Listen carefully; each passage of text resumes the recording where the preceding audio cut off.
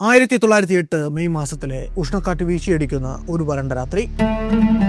ഇന്ന് ഇറാൻ എന്ന പേരിൽ അറിയപ്പെടുന്ന അന്നത്തെ പേർഷ്യയിലെ മസ്ജിദ് സുലൈമാൻ എന്ന റിച്ച് സൈറ്റിൽ അവിടുത്തെ ഡ്രില്ലിംഗ് ക്രൂ പതിവ് പോലെ അവരുടെ നൈറ്റ് ഷിഫ്റ്റിൽ കഠിനാധ്വാനത്തിലാണ്. കഴിഞ്ഞ 7 വർഷമായി അവർ പേർഷ്യയിലെ പലയിടങ്ങളിലായി റിഗ് സ്ഥാപിച്ച് ക്രൂഡ് ഓയിലിന് വേണ്ടി കുഴിച്ചുകൊണ്ടേയിരിക്കുകയാണ്. അന്നുവരെ കുഴിച്ച എല്ലാ വെല്ലുകളും ഡ്രൈ ആണ്. പേർഷ്യൻ മരുഭൂമിയിൽ നിന്ന് എണ്ണ കുഴിച്ചെടുക്കുക എന്ന ഭ്രാന്തൻ സ്വപ്നത്തിനു വേണ്ടി പണം എറിഞ്ഞുകൊണ്ടിരുന്ന ബ്രിട്ടീഷ് വ്യവസായി വില്യം നോക്സ് ഡാർസി തന്നെ അന്നോളമുള്ള സമ്പാദ്യത്തിൽ നല്ലൊരു അംശവും ആ മരീചികയിൽ കൊണ്ടിറക്കി കഴിഞ്ഞിരുന്നു. ആ നിമിഷം വരെയും അവർക്ക് ഒരു തുള്ളി എണ്ണ പോലും കുഴിച്ചെടുക്കാനായിട്ടില്ല. ഡാർസിയുടെ പണം ഏതാണ്ട് തീരാറായി. എല്ലാം മതിയാക്കി പാക്ക് ചെയ്ത് മടങ്ങിപ്പോരാനുള്ള നിർദ്ദേശവും ലണ്ടനിൽ നിന്ന് അവർക്ക് കിട്ടിക്കഴിഞ്ഞു. ക്രൂവിൽ പലരും മലേറിയ ബാധിച്ച് പ്രയാസപ്പെടുകയാണ്. ചുരുക്കത്തിൽ എല്ലാം പ്രതികൂലമാണ് എന്ന മനോവിഷമത്തിലും ഡ്രില്ലിംഗ് തുടർന്നുപോയ ക്രൂവിനു മുന്നിൽ മെയ് 26 പുലർച്ചെ 4 മണിയോടെ പ്രകൃതി അനുഗ്രഹം വർഷിച്ചു. മരുഭൂമിയുടെ നിശബ്ദതയെ ഭഞ്ജിച്ചുകൊണ്ട് റിഗിന്റെ ബഹളങ്ങൾക്കും മീതെയായി 50 അടി ഉയരത്തിലേക്ക് ഉഗ്രശബ്ദത്തിൽ ക്രൂഡ് ഓയിൽ കുതിച്ചു പൊങ്ങി വന്നു. റിക്വറിലും കാറ്റ്വാക്കിലും നിന്ന് സകലരും ഭൂഗർഭത്തിൽ നിന്ന് ഒരു ജലധാര പോലെ ഉയർന്നു പൊങ്ങി വന്ന ചെളി കലർന്ന എണ്ണയിൽ കുളിച്ചു നിന്നു. മധ്യപൂർവേഷ്യൻ മണ്ണിലെ ആദ്യത്തെ ഓയിൽ ഡിസ്കവറി. അതിന്റെ ബലത്തിൽ ആദ്യം ആംഗ്ലോ പേർഷ്യൻ ഓയിൽ കമ്പനി എന്ന പേരിൽ രൂപീകൃതമായ ഈ എണ്ണഖനന ഉൽപാദന സ്ഥാപനം പിന്നീട് ബ്രിട്ടീഷ് പെട്രോളിയം എന്ന പേരിൽ വിശ്വപ്രസിദ്ധമായി.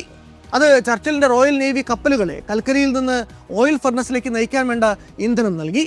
തുടർന്ന് നടന്ന ലോകമഹായുദ്ധങ്ങളിലും വ്യാവസായിക വിപ്ലവത്തിലും ആധുനിക ഫാക്ടറി മത്സരങ്ങളിലും അതിന്റെ പങ്ക് പ്രസക്തമായിരുന്നു.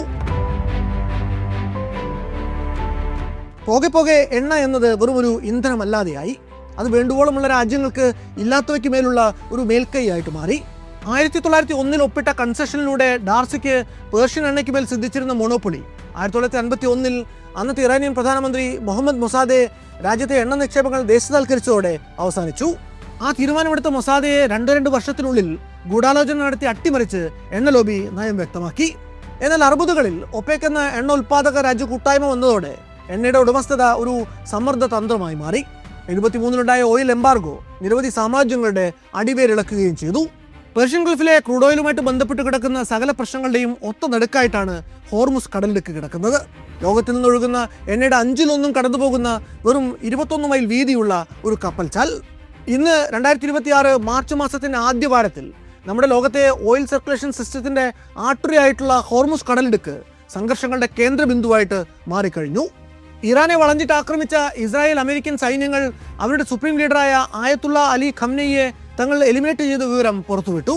ഇത് ഇറാനിയൻ കേന്ദ്രങ്ങളും സ്ഥിരീകരിച്ചതോടെ ഇറാന്റെ ഭാഗത്തു നിന്ന് ഇനി എന്തെന്തൊക്കെ പ്രതികാര നടപടികൾ പ്രതീക്ഷിക്കണം എന്നറിയില്ല.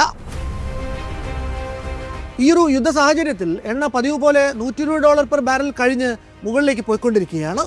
ഇന്ത്യയെപ്പോലെ ഓരോ തുള്ളി എണ്ണയ്ക്കും വിദേശ രാജ്യങ്ങളിൽ നിന്നുള്ള ഇറക്കുമതിയെ ആശ്രയിക്കുന്ന കൺസ്യൂമർ സ്റ്റേറ്റുകൾക്ക് ഈ എണ്ണവിലയിലെ ചാഞ്ചാട്ടം കൊണ്ടുണ്ടാകുന്ന പ്രശ്നങ്ങൾ ഏറെ റിയലിസ്റ്റിക് ആണ്. അത് സ്വന്തം അസ്തിത്വത്തെ വരെ പിടിച്ചുലയ്ക്കാൻ പോകുന്നതാണ്. ഇറാനിലെ സാഗ്രോസ് മലനിരകളിൽ നിന്ന് ഇന്നേക്ക് 117 വർഷങ്ങൾക്ക് മുമ്പ് അന്തരീക്ഷത്തിലേക്ക് പൊട്ടിയിലിച്ചുയർന്ന ക്രൂഡ് ഓയിലിന്റെ ജലധാര ഇന്ന് ഒരു ഗ്ലോബൽ പ്രഷർ പോയിന്റിലെത്തി തുടിച്ചു നിൽക്കുകയാണ്. ക്രൂഡ് ഓയിൽ എന്ന ഇന്ധനം മനുഷ്യന്റെ സാമൂഹിക, രാഷ്ട്രീയ, സാമ്പത്തിക മണ്ഡലങ്ങളിൽ ചെലുത്തുന്ന സ്വാധീനം എന്തെന്ന് കൃത്യമായി മനസ്സിലാക്കാൻ നമുക്ക് ക്രൂഡ് ഓയിലിന്റെ ചരിത്രത്തിലൂടെ കുറച്ചധിക കാലം പിന്നിലേക്ക് നീങ്ങേണ്ടി വരും. മണ്ണിനടിയിൽ നൂറ്റാണ്ടുകൾ നീണ്ട ധ്യാനത്തിന് ശേഷം പുറത്തേക്ക് ചീറ്റിയെത്തുന്ന ക്രൂഡ് ഓയിൽ നമ്മുടെ നിത്യജീവിതത്തിന്റെ ഓരോ സ്പന്ദനത്തെയും പരുവപ്പെടുത്തിയതിന്റെ കഥ. കേവലം ഒരു ഇന്ധനം എന്ന നിലയിൽ നിന്ന് ലോകരാജ്യങ്ങളിലെ അധികാര സമവാക്യങ്ങളെ വരെ മാറ്റിമറിക്കാൻ പോകുന്ന വിധത്തിൽ ക്രൂഡ് ഓയിൽ ഡിപ്ലോമസി നടത്തുന്ന ഗൂഢാലോചനകളുടെയും അട്ടിമറികളുടെയും കഥ. അത് വല്ലാത്തൊരു കഥയാണ്.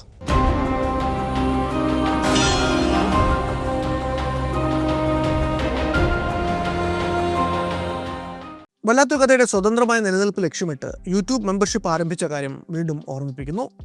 മെമ്പർഷിപ്പ് എടുത്ത പ്രിയപ്പെട്ട പ്രേക്ഷകർക്ക് നന്ദി. ചാനലിൻ്റെ സബ്സ്ക്രൈബർമാരിൽ തീരെ ചെറിയ ശതമാനം മാത്രമാണ് ഇപ്പോഴും ഇതിൻ്റെ ഭാഗമായിട്ടുള്ളത്. കൂടുതൽ ആളുകളിലേക്ക് ഞങ്ങളുടെ ശ്രമം എത്തിക്കാനും ഈ സ്വതന്ത്ര സംരംഭത്തിൻ്റെ ഇൻഡിപെൻഡൻ്റ് ആയിട്ടുള്ള അതിജീവനം ഉറപ്പിക്കാനുമായി പ്രിയപ്പെട്ടവരുടെ സഹകരണം ഇനിയും ആവശ്യമുണ്ട്. മെമ്പർഷിപ്പ് എടുക്കാൻ ബാക്കിയുള്ളവർ ഈ ദൗത്യത്തിൻ്റെ ഭാഗമാകണമെന്ന് വീണ്ടും അഭ്യർത്ഥിക്കുന്നു. വീഡിയോയിലേക്ക് കടക്കാം. ഇന്ന് മിഡിൽ ഈസ്റ്റിൽ നടക്കുന്ന, ഇതിനു മുമ്പ് ലോകത്തിൻ്റെ പല ഭാഗങ്ങളിലും അരങ്ങേറിയിട്ടുള്ള പല യുദ്ധങ്ങളുടെയും അടിവേരുകൾ ചികഞ്ഞു നിന്നാൽ നമ്മൾ എത്തിച്ചേരുക ഭൂമിക്കടിയിലെ ക്രൂഡ് ഓയിലാണ് എന്ന് പറഞ്ഞല്ലോ. അതിൻ്റെ ഉത്ഭവകഥ പറഞ്ഞു തുടങ്ങുമ്പോൾ ചുരുങ്ങിയത് ഒരു 30-40 കോടി വർഷമെങ്കിലും പിന്നോട്ട് പോകണം. അന്ന് നമ്മൾ ഇന്ന് കാണുന്ന ഭൂമിയില്ല, ഹിമാലയമില്ല, ആമസോൺ കാടുകളില്ല. ആകെയുള്ളത് ചെറു ചൂടുള്ള ഉപ്പുവെള്ളം നിറഞ്ഞു കിടക്കുന്ന മഹാസമുദ്രങ്ങൾ മാത്രം. അതിൻ്റെ ഉപരിതലത്തിൽ പൊങ്ങിക്കിടന്നിരുന്ന പ്ലാങ്ക്ടണുകൾ, പായലുകൾ എന്നിവ ചത്തുപോകുന്ന മുറയ്ക്ക് സമുദ്രത്തിൻ്റെ അടിത്തട്ടിലേക്ക് ഊറിക്കൂടി. സമുദ്രത്തിൻ്റെ ആഴങ്ങളിൽ ഓക്സിജൻ്റെ അളവ് വളരെ കുറവായതുകൊണ്ട് ഈ അവശിഷ്ടങ്ങൾ പൂർണ്ണമായും അഴുകാതെ മണലിനും കളിമണ്ണിനുമൊക്കെ അടിയിലേക്ക് പെട്ടുപോയി. കാലക്രമേണ ഇവയ്ക്ക് മുകളിൽ ടൺ കണക്കിന് മണ്ണും ചെളിയുമെല്ലാം അടിഞ്ഞുകൂടി. ഈ ലെയറുകൾ ചെലുത്തിയ സമ്മർദ്ദം, അവ നേരിട്ടിരുന്ന താപനില, ഈ അവശിഷ്ടങ്ങൾ ഭൂമിക്കടിയിലേക്ക് കാലക്രമത്തിൽ താണുപോകും തോറും കൂടിക്കൂടി വന്നു. 2 മുതൽ 4 കിലോമീറ്റർ വരെ ഭൂഗർഭത്തിൽ ഈ ജൈവ അവശിഷ്ടങ്ങൾ 60 ഡിഗ്രിക്കും 100 ഡിഗ്രിക്കും ഇടയിൽ ചൂടിലിരുന്ന് കുക്ക് ചെയ്യപ്പെടാൻ തുടങ്ങി. ഇങ്ങനെ ആദ്യം കെറോജനും പിന്നാലെ ക്രൂഡ് ഓയിലും ഉണ്ടായി. ഇങ്ങനെ ഉണ്ടാകുന്ന എണ്ണ അത് നേരിടുന്ന സമ്മർദ്ദം അഥവാ പ്രഷർ കാരണം പാറകൾക്കിടയിലുള്ള സുഷിരങ്ങളിലൂടെ മുകളിലേക്ക് സഞ്ചരിക്കാൻ ശ്രമിച്ചുകൊണ്ടേയിരിക്കും. കുറെക്കൂടി മുകളിലെത്തുമ്പോൾ, സുഷിരങ്ങൾ ഒട്ടുമില്ലാത്ത ക്യാപ്രോക്ക് എന്നറിയപ്പെടുന്ന ഉറച്ച ഒരുതരം പാറകളുടെ അടിയിലെത്തുമ്പോൾ ഈ ക്രൂഡ് ഓയിലിൻ്റെ സഞ്ചാരം നിലയ്ക്കും. അത് പിന്നെ ഈ ക്യാപ്രോക്കുകൾക്കടിയിൽ അടിഞ്ഞുകൂടും. ഇങ്ങനെ ഉണ്ടാകുന്ന ക്രൂഡ് ഓയിലിൻ്റെ ശേഖരത്തെ നമ്മൾ ഓയിൽ റിസർവോയറുകൾ എന്ന് വിളിക്കും. നമ്മുടെ എല്ലാ പ്രശ്നങ്ങളും തുടങ്ങുന്നത് ഇങ്ങനെ ക്യാപ്രോക്കുകൾക്കടിയിൽ ഒളിഞ്ഞിരിക്കുന്ന ക്രൂഡ് ഓയിലിനെ പുറത്തെത്തിച്ച് വിവിധ ഊർജ്ജ ആവശ്യങ്ങൾക്ക് വേണ്ടി മനുഷ്യൻ ഉപയോഗിച്ച് തുടങ്ങുന്ന ആ കാലം തൊട്ടാണ്. ഇന്ന് നമ്മൾ ചുറ്റിനുമൊന്ന് കണ്ണോടിച്ച് നോക്കുമ്പോൾ കാണുന്നത് എന്തൊരു പളപളപ്പാണ്, എന്തൊരു വേഗമാണ്, എന്തൊരു ബഹളമാണ് ഈ ലോകത്തിൽ. മേഘങ്ങളെ കീറിമുറിച്ച് കടന്നു പോകുന്ന വിമാനങ്ങൾ, ആകാശത്തുകൂടി ഒഴുകി നീങ്ങുന്ന മെട്രോ, നിലം തൊഴാതെ പായുന്ന അതിവേഗ തീവണ്ടികൾ, തിരക്കേറിയ ഹൈവേകളിലെ ഒരിക്കലും നിലയ്ക്കാത്ത വാഹന പ്രവാഹം, കരയിലും ആകാശത്തും മാത്രമല്ല പുഴയിലും കായലിലും കടലിലും പലജാതി ബോട്ടുകളും ജങ്കാറുകളും കപ്പലുകളും എല്ലാം ഇങ്ങനെ അനുസ്യൂത പ്രവാഹത്തിലാണ്. ഇനി നിങ്ങൾ ധരിക്കുന്ന വസ്ത്രങ്ങളെക്കുറിച്ച് ഒന്ന് ചിന്തിച്ചു നോക്കൂ. പ്രതിനിമിഷം ഉറ്റുനോക്കിക്കൊണ്ട് നമ്മൾ ഇരിക്കുന്ന ഈ സ്മാർട്ട് സ്ക്രീനുകളെക്കുറിച്ച് ഓർത്തു നോക്കൂ. നിങ്ങളുടെ തീന്മേശയിൽ പ്രാതൽ മുതൽ അത്താഴം വരെ എത്തിക്കാൻ വേണ്ടി നമ്മുടെ വിളനിലങ്ങളിൽ പ്രയോഗിക്കപ്പെടുന്നത് കീടനാശിനികൾ മുതൽ രാസവളങ്ങൾ വരെ എത്രയെത്ര ഉൽപ്പന്നങ്ങളാണ്. ദിവസവും നിങ്ങളുടെ വീട്ടുപടിക്കൽ വരെ എത്തുന്ന പ്രോഡക്റ്റുകൾ ഡെലിവറി ചെയ്യാൻ വേണ്ടി അഹോരാത്രം പ്രവർത്തിക്കുന്ന എത്രയെത്ര ആഗോള ലോജിസ്റ്റിക് നെറ്റ്വർക്കുകൾ ഉണ്ടെന്നറിയാമോ? ഇതിനൊക്കെ പുറമെ നമ്മുടെ ആശുപത്രികൾ, സർക്കാർ ഓഫീസുകൾ, അനാഥാലയങ്ങൾ, പള്ളികൾ, പള്ളിക്കൂടങ്ങൾ, കലാലയങ്ങൾ, സർവകലാശാലകൾ, മ്യൂസിയങ്ങൾ, ഓഹരി വിപണികൾ, ഇങ്ങനെ ആധുനിക ലോകരാഷ്ട്രങ്ങളെ എണ്ണയിട്ട യന്ത്രം പോലെ പ്രവർത്തിപ്പിക്കുന്ന അടിസ്ഥാന ഇൻഫ്രാസ്ട്രക്ചർ സംവിധാനങ്ങളെ എല്ലാം മുന്നോട്ട് നയിക്കുന്നത് ഭൂമിക്കടിയിലേക്ക് കിലോമീറ്ററുകൾ കുഴിച്ചു നിന്ന് കണ്ടെത്തി ഉപരിതലത്തിലേക്ക് പമ്പ് ചെയ്ത് എത്തിക്കുന്ന കറുത്ത കൊഴുകൊഴുപ്പുള്ള ക്രൂഡ് ഓയിൽ എന്ന ഒരു വസ്തു പകരുന്ന ഊർജ്ജമാണ്. എന്നാൽ കാര്യങ്ങൾ ഇങ്ങനെയൊക്കെ ആവുന്നതിന് മുമ്പ് ഇവിടെ ഒരു ലോകമുണ്ടായിരുന്നു.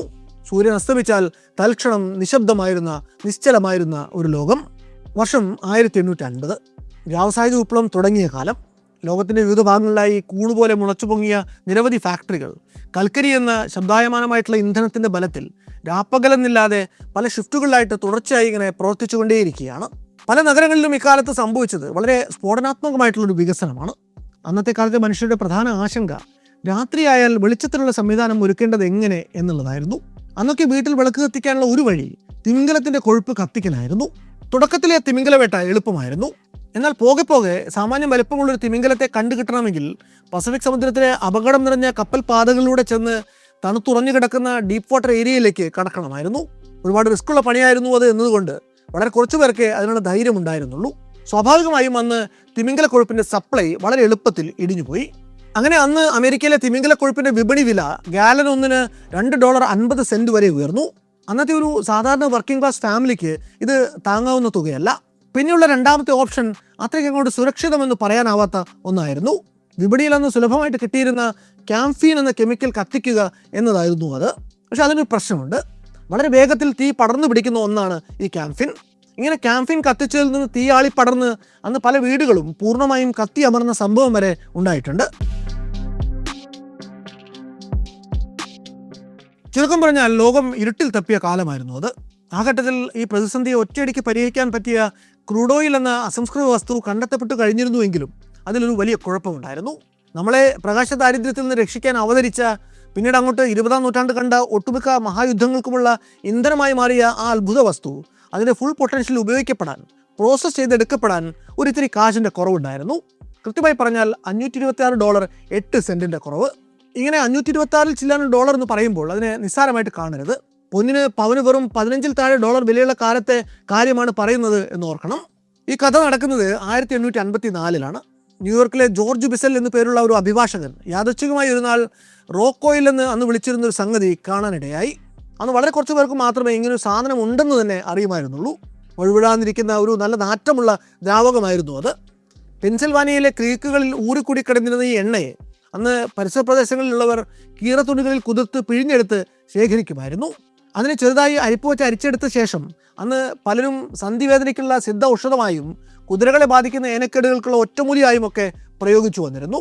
യാദൃച്ഛികമായിട്ടാണ് എങ്കിലും ഇങ്ങനെയൊന്ന് കയ്യിൽ തടഞ്ഞ ജോർജ് ബിസലാണ് ആദ്യമായിട്ട് ഇത് രോഗശമനത്തിന് എന്ന പേരിൽ വിഫലമായിട്ട് ഉപയോഗിച്ച് പാഴാക്കുന്നതിന് പകരം രാത്രി വെളിച്ചം കിട്ടാൻ വേണ്ടി പാട്ടയിലിട്ട് കത്തിച്ചുകൂടെ എന്ന് ആദ്യമായി ചോദിക്കുന്നത്. ആദ്യം വന്ന് കുറേ ഇൻവെസ്റ്റർമാരെയൊക്കെ സംഘടിപ്പിച്ച് അന്നത്തെ അറിയപ്പെടുന്ന ഗവേഷകരായിരുന്ന പ്രൊഫസർ ബെഞ്ചമിൻ സില്ലിമാനെ ചെന്ന് കണ്ട് ആ ദിശയിൽ ചില പരീക്ഷണങ്ങൾ സംഘടിപ്പിക്കുന്നു. ആദ്യഘട്ടം പരീക്ഷണങ്ങൾ കഴിഞ്ഞപ്പോൾ തന്നെ പ്രൊഫസർ സില്ലിമാന് ഒരു കാര്യം ബോധ്യപ്പെടുന്നു. സംഗതി കൊള്ളാം, ചെറുതായിട്ടൊന്ന് ഡിസ്റ്റിൽ ചെയ്തെടുത്താൽ റോക്ക് ഓയിലിൽ നിന്ന് കെറോസിൻ അഥവാ മണ്ണെണ്ണ എന്ന വിളക്കിൽ ഒഴിക്കാൻ പറ്റിയ നല്ല ക്വാളിറ്റി എണ്ണ വേർതിരിച്ചെടുക്കാം. അന്നത്തെ സാഹചര്യത്തിൽ അത് അനുഗ്രഹത്തിൽ കുറഞ്ഞൊന്നുമല്ലായിരുന്നു. കാര്യം ഈ പ്രൊഫസറുടെ ഗവേഷണമൊക്കെ കഴിഞ്ഞു, അദ്ദേഹം മണ്ണെണ്ണ എന്ന അത്ഭുത ഇന്ധനം കണ്ടുപിടിച്ചുവെങ്കിലും ഉടനെയൊന്നും അത് വ്യാവസായിക അടിസ്ഥാനത്തിൽ പ്രയോഗിക്കപ്പെട്ടില്ല. കാരണം ലളിതമായിരുന്നു. ഗവേഷണം നടത്തിയ വകയിൽ പുള്ളിയുടെ പോക്കറ്റിൽ നിന്ന് കുറേ പൈസ ചിലവായിരുന്നു. ഗവേഷണത്തിലുള്ള പ്രതിഫലമടക്കം $526.08 അദ്ദേഹത്തിന് കിട്ടേണ്ടതായിട്ടുണ്ട്.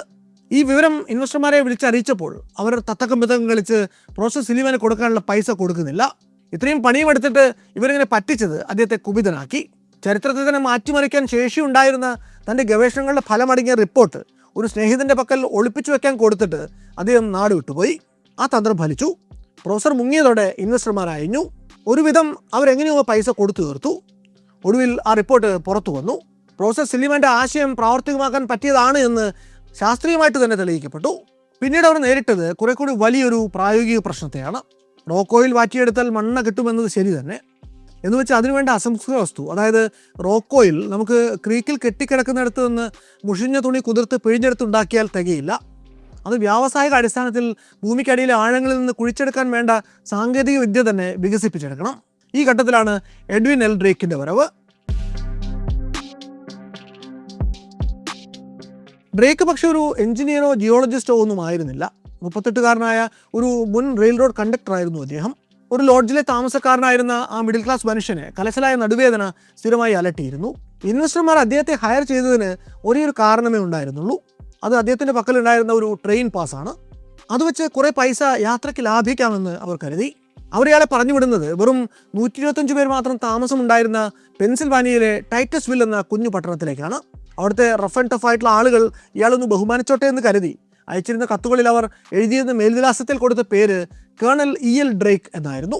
കേണൽ പോയിട്ട് സൈന്യത്തിൻ്റെ 7 അയലത്തേക്ക് പോലും പോയിട്ടില്ലാത്ത ഒരാളായിരുന്നു അദ്ദേഹം. ടൈറ്റസ് വില്ലിലേക്ക് ചെല്ലുന്ന ഡ്രേക്ക് ചെയ്യുന്നത് റോക്ക് ഓയിൽ കിട്ടാൻ വേണ്ടി ഒരു കിണർ കുഴിക്കുകയല്ല, ഉപ്പ് ഖനനത്തിന് അന്ന് ചെയ്തിരുന്നത് പോലെ ഭൂമിക്കടിയിലേക്ക് പാറയും തുളച്ച് ഡ്രിൽ ചെയ്ത് ചെല്ലുകയാണ്. ഇയാൾക്കെന്തോ ഭ്രാന്താണോ എന്ന് പലരും വന്ന് സംശയിച്ചു. ഡ്രേക്കിൻ്റെ ഓരോ തട്ടിപ്പ് പരിപാടികളെന്ന് ജനം വന്ന് കളിയാക്കുകയും ചെയ്തു. അവിടുന്ന് അങ്ങോട്ട് ഒരു വർഷത്തേക്ക് അയാൾ തൊട്ടതെല്ലാം പിഴച്ചുകൊണ്ടേയിരുന്നു. ഡ്രിൽ ബിറ്റുകൾ തുടർച്ചയായി ഒടിഞ്ഞുപോയി. കുഴിച്ചുകൊണ്ടിരിക്കെ ഹോൾ ഇടിഞ്ഞു താന്നു. ഇൻവെസ്റ്റർമാരിൽ നിന്ന് കിട്ടിക്കൊണ്ടിരുന്ന പണം വരുന്ന മുറയ്ക്ക് അത് തീർന്നുകൊണ്ടേയിരുന്നു. ന്യൂ ഹാവനിലെ അയാളുടെ ഇൻവെസ്റ്റർമാർ ഒരു ഘട്ടം കഴിഞ്ഞപ്പോൾ പരിഭ്രാന്തിയിലേക്ക് പോയി. 1859 ഓഗസ്റ്റിൽ അവർ ഡ്രേക്കിന് അവസാനത്തെ ഒരു മണി ഓർഡർ കൂടി അയച്ചു, ഒപ്പം ഒരു കത്തും. കത്തിൻ്റെ ഉള്ളടക്കം ചുരുക്കി പറഞ്ഞാൽ ഇങ്ങനെയായിരുന്നു: ഇതുവരെയുള്ള പെൻഡിങ് ബില്ലുകളെല്ലാം അടച്ചു തീർക്കുക, അവിടുത്തെ എക്യുപ്മെൻറ്റ് എല്ലാം പാക്ക് ചെയ്യുക, എത്രയും പെട്ടെന്ന് മടങ്ങിപ്പോരുക, നമ്മൾ നിർത്തുകയാണ്. ആ കത്ത് ഒരു മെയിൽ വണ്ടിയിൽ പെൻസിൽവാനിയ ലക്ഷ്യമിട്ട് ഇങ്ങനെ പോയിക്കൊണ്ടിരിക്കുകയാണ്. അവിടുന്ന് അങ്ങോട്ട് അത് എപ്പോൾ വേണമെങ്കിലും ഡ്രേക്കിൻ്റെ കയ്യിലെത്താം. അവിടെ ആ വൈൽഡ് കാറ്റ് എക്സ്പ്ലോറേഷൻ ഏത് നിമിഷം വേണമെങ്കിലും അതോടെ ഹോൾട്ടാകാം. പക്ഷേ അവിടെ വിധിയുടെ നിർണായകമായിട്ടുള്ള ഒരു ഇടപെടൽ നടക്കുന്നു. 1859 ഓഗസ്റ്റ് 27 ഡ്രിൽബിറ്റ് 60 അടി താഴ്ചയിലെത്തിയപ്പോൾ അതൊരു ഭൂഗർഭ ഓയിൽ പോക്കറ്റിനെ ഹിറ്റ് ചെയ്യുന്നു. അടുത്ത ദിവസം രാവിലെ ഡ്രിൽ പൈപ്പിലൂടെ താഴേക്ക് നോക്കിയ ക്രൂ കാണുന്നത് കെട്ടിക്കിടക്കുന്ന വെള്ളത്തിന് മുകളിൽ ഫ്ലോട്ട് ചെയ്ത് കിടക്കുന്ന കട്ടിയുള്ള നുരയും പതയും വന്നുകൊണ്ടിരിക്കുന്ന ഒരു ഇരുണ്ട ദ്രാവകമാണ്. ലോകത്തിലെ ആദ്യത്തെ സബ് സർഫസ് ഓയിൽ ഡിസ്കവറി. അടുത്ത ദിവസം തന്നെ ഡ്രേക്ക് ഓയിൽ ആൻഡ് ഗ്യാസ് എക്സ്പ്ലോറേഷൻ്റെ ചരിത്രത്തിലെ ആദ്യത്തെ ബാരൽ ക്രൂഡ് ഓയിൽ പമ്പ് ചെയ്തെടുത്തു. യാദൃച്ഛികമായി അന്ന് തന്നെ എല്ലാം കെട്ടിപ്പൂട്ടാനുള്ള നിക്ഷേപകരുടെ ഇൻഡാസ് അദ്ദേഹത്തെ തേടി എത്തുകയും ചെയ്തു. ആ സന്ദേശം എങ്ങാനും 2 ദിവസം മുന്നേ എത്തിയിരുന്നുവെങ്കിൽ ഒരുപക്ഷെ ഡ്രേക്ക് തൻ്റെ പര്യവേഷണ പരിശ്രമങ്ങളെല്ലാം പാതി വഴി ഉപേക്ഷിച്ച് മടങ്ങിപ്പോയിരുന്നേനെ. വിധിഹിതം മറ്റൊന്നായിരുന്നതുകൊണ്ട് മാത്രം അതുണ്ടായില്ല. ഡ്രേക്ക് നടത്തിയ ഈ ഓയിൽ ഡിസ്കവറിക്ക് ശേഷം പെൻസിൽവാനിയയിൽ എണ്ണ കുഴിച്ചെടുക്കാനുള്ള ഒരു മത്സരം തന്നെ നടന്നു. കാലിഫോർണിയയിൽ പണ്ട് സ്വർണ്ണ ഖനനത്തിന് വേണ്ടി നടന്നിട്ടുള്ള നെട്ടോട്ടത്തിൻ്റെ 10 ഇരട്ടിയെങ്കിലും വരും ഇതിൻ്റെ സ്കെയിൽ. ഒരുപാട് പേർ കയ്യിലുള്ള പണം മുഴുവൻ പെൻസിൽവാനിയയിൽ കൊണ്ടുചെന്നിറക്കി എണ്ണയ്ക്ക് വേണ്ടി ആ പ്രദേശത്തെ തലങ്ങും വിലങ്ങും കുഴിച്ചു നിരത്തി എന്ന് പറഞ്ഞാൽ മതിയല്ലോ. ഉദാഹരണത്തിന് അവിടുത്തെ പിത്തോൾ എന്നു പേരുള്ള പട്ടണം ഈ സംഭവം നടക്കുന്നതിന് ഒരു മാസം മുമ്പ് വരെയും പ്രശാന്ത സുന്ദരമായ ഒരു ഡയറി ടൗൺ മാത്രമായിരുന്നു. ഒരൊറ്റ മാസത്തിനിപ്പുറം അവിടെ 15,000-ഓളം ഓയിൽ ഫീൽഡ് റഫ്നെക്കുകൾ തലങ്ങും വിലങ്ങും മേയുന്ന ഒരു ബസ്ലിംഗ് ലോലെസ് ഓയിൽ ഫീൽഡ് സിറ്റി ആയിട്ട് മാറി. മാസാമാസം മില്യൺ കണക്കിന് ഡോളർ ഉണ്ടാക്കിക്കൊണ്ടിരുന്ന നിരവധി റിഗുകൾ അവിടെ ചെളിയും ഗ്രീസും ഓയിലും പുരണ്ട് വെയിലിൽ വെട്ടിത്തിളങ്ങി നിന്നു. അവിടേക്ക് പോകുന്ന മനുഷ്യരുടെ മനോഭാവം തന്നെ വേറൊന്നായിരുന്നു. മണ്ണിനടിയിലേക്ക് കുഴിച്ചു ചെന്ന് ഒടുവിൽ ഒരു ഓയിൽ പോക്കറ്റ് ഹിറ്റ് ചെയ്യുമ്പോൾ ഡ്രിൽ പൈപ്പിലൂടെ അടിച്ച് കയറി വരുന്ന ക്രൂഡ് ഓയിൽ അവർക്ക് പകർന്ന ഹൈ വളരെ വലുതായിരുന്നു. പ്രകൃതിയെ തങ്ങൾക്ക് ഇഷ്ടമുള്ള വിധത്തിൽ എങ്ങനെയും മാനിപ്പുലേറ്റ് ചെയ്യാനാകുമെന്ന വല്ലാത്തൊരു ആത്മവിശ്വാസം തന്നെ അവർക്ക് വന്നു. അന്നത്തെ ഓയിൽ എക്സ്പ്ലോറേഷൻസിനെ മുന്നോട്ട് നയിച്ചിരുന്നത് റൂൾ ഓഫ് ക്യാപ്ചർ എന്ന അടിസ്ഥാന തത്വമായിരുന്നു. അതായത് ഭൂമിക്കടിയിലെ ക്രൂഡ് ഓയിൽ എന്നത് ഒരു വന്യമൃഗത്തെ പോലെയാണ്. പിടിക്കുന്നവനാണ് അതിൻ്റെ ഉടമസ്ഥാവകാശം. ഭൂമിക്കടിയിൽ അതിൻ്റെ ലൊക്കേഷൻ കൃത്യമായി ആരുടെ പറമ്പിൻ്റെ അടിയിലാണ് എന്നത് വിഷയമല്ല. അങ്ങനെയൊരു സാന്നിധ്യം ഡ്രിൽ ചെയ്ത് കണ്ടെത്തി പമ്പ് ചെയ്തെടുക്കുന്നവൻ ആരായാലും അതിന്മേൽ അവൻ അവകാശമുണ്ടായിരിക്കും. ഉദാഹരണത്തിന് എ എന്നും ബി എന്നും 2 പ്ലോട്ടുകൾ അടുത്തടുത്തുണ്ട് എന്ന് കരുതുക. ഓയിൽ ഡെപ്പോസിറ്റ് പ്ലോട്ട് എയുടെ ചുവട്ടിലാണുള്ളത്. പ്ലോട്ട് ബിക്കാരൻ അതേ പോക്കറ്റിലേക്ക് അവൻ്റെ പ്ലോട്ടിൽ നിന്ന് ഡ്രിൽ ചെയ്ത് അതിനെ പമ്പ് ചെയ്തെടുത്താലും ഒന്നും പറയാൻ പറ്റില്ല. അതുകൊണ്ട് ഒന്നേ ഉള്ളൂ ചെയ്യാൻ, ഉള്ള എണ്ണ ഡെപ്പോസിറ്റുകൾ എത്രയും പെട്ടെന്ന് കണ്ടെത്തുക, കഴിവതും വേഗത്തിൽ അതിനെ പമ്പ് ചെയ്ത് മുകളിലേക്ക് എത്തിച്ച് റിഫൈൻ ചെയ്ത് വിറ്റഴിക്കുക. അത് ആർക്ക് ഏറ്റവും ഫലപ്രദമായി ചെയ്യാനാകുമോ അയാൾ പണം ഉണ്ടാക്കും എന്നതായിരുന്നു അന്നത്തെ അവസ്ഥ. ചുരുക്കത്തിൽ ഡ്രേക്ക് എന്നു പേരുള്ളൊരു വ്യാജ കേണലും അയാൾക്ക് വരാൻ 2 ദിവസം വൈകിപ്പോയൊരു കത്തും ചേർന്ന് കുപ്പി തുറന്നുവിട്ട ഓയിൽ മൈനിങ് ബൂം അന്നോളം നിരവധി പേരുടെ ഉപജീവന മാർഗമായിരുന്ന തിമിംഗല എണ്ണ ഉൽപ്പാദന ബിസിനസ്സിന് തന്നെ രായ്ക്ക് രാമാനം ഷട്ടറിട്ട് കളഞ്ഞു. ഒപ്പം ജനങ്ങളുടെ രാത്രികൾ പ്രകാശപൂരിതമായി. അതോടൊപ്പം ഫോസിൽ ഫ്യൂലുകളുടെ ഒരു പുതുയുഗത്തിൻ്റെ കാഹളവും മുഴങ്ങി തുടങ്ങി. 19ാം നൂറ്റാണ്ടിൻ്റെ ഉത്തരാർദ്ധത്തിലെ ഈ ഓയിൽ റഷ് വല്ലാത്തൊരു ചൂതാട്ടം തന്നെയായിരുന്നു. അളവറ്റ ലാഭം വരുന്നതും നഷ്ടങ്ങളുടെ നിലയില്ലാ കയത്തിലേക്ക് കൂപ്പുകുത്തുന്നതുമൊക്കെ വെറും ദിവസങ്ങളുടെ ഇടവേളയിലായിരിക്കും.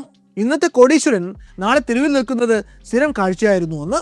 അമേരിക്കയുടെ ഒരു ഭാഗത്ത് ഇങ്ങനെ എണ്ണക്കിണറുകളിൽ പണം നിക്ഷേപിച്ച് പലരും രായ്ക്കുരാമാനം ധനികരും ദരിദ്രനുമൊക്കെ ആയിക്കൊണ്ടിരുന്നപ്പോൾ ക്രൂഡ് ഓയിൽ വിപണിയുടെ ഈ അപ്രവചനീയ സ്വഭാവത്തിൽ അത്ര കണ്ട് സംതൃപ്തി ഇല്ലാതിരുന്ന ഒരാൾ അങ്ങകലെ ഒഹിയോവിലെ ക്ലീവ്ലാൻഡ് പട്ടണത്തിലുണ്ടായിരുന്നു.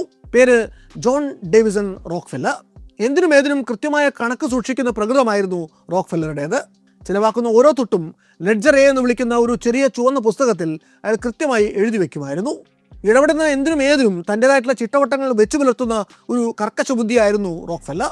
പെൻസിൽവാനിയയിൽ അന്ന് പൊടിപാറി നടന്നുകൊണ്ടിരുന്ന ഈ ഓയിൽ ബൂമിനെ ഒട്ട് കുതൂഹലത്തോടെ തന്നെ വീക്ഷിച്ചുകൊണ്ടിരുന്ന റോക്ക്ഫെല്ലർക്ക് എണ്ണ വിപണിയെക്കുറിച്ച് അധികം വൈകാതെ ഒരു നഗ്ന സത്യം മനസ്സിലായി.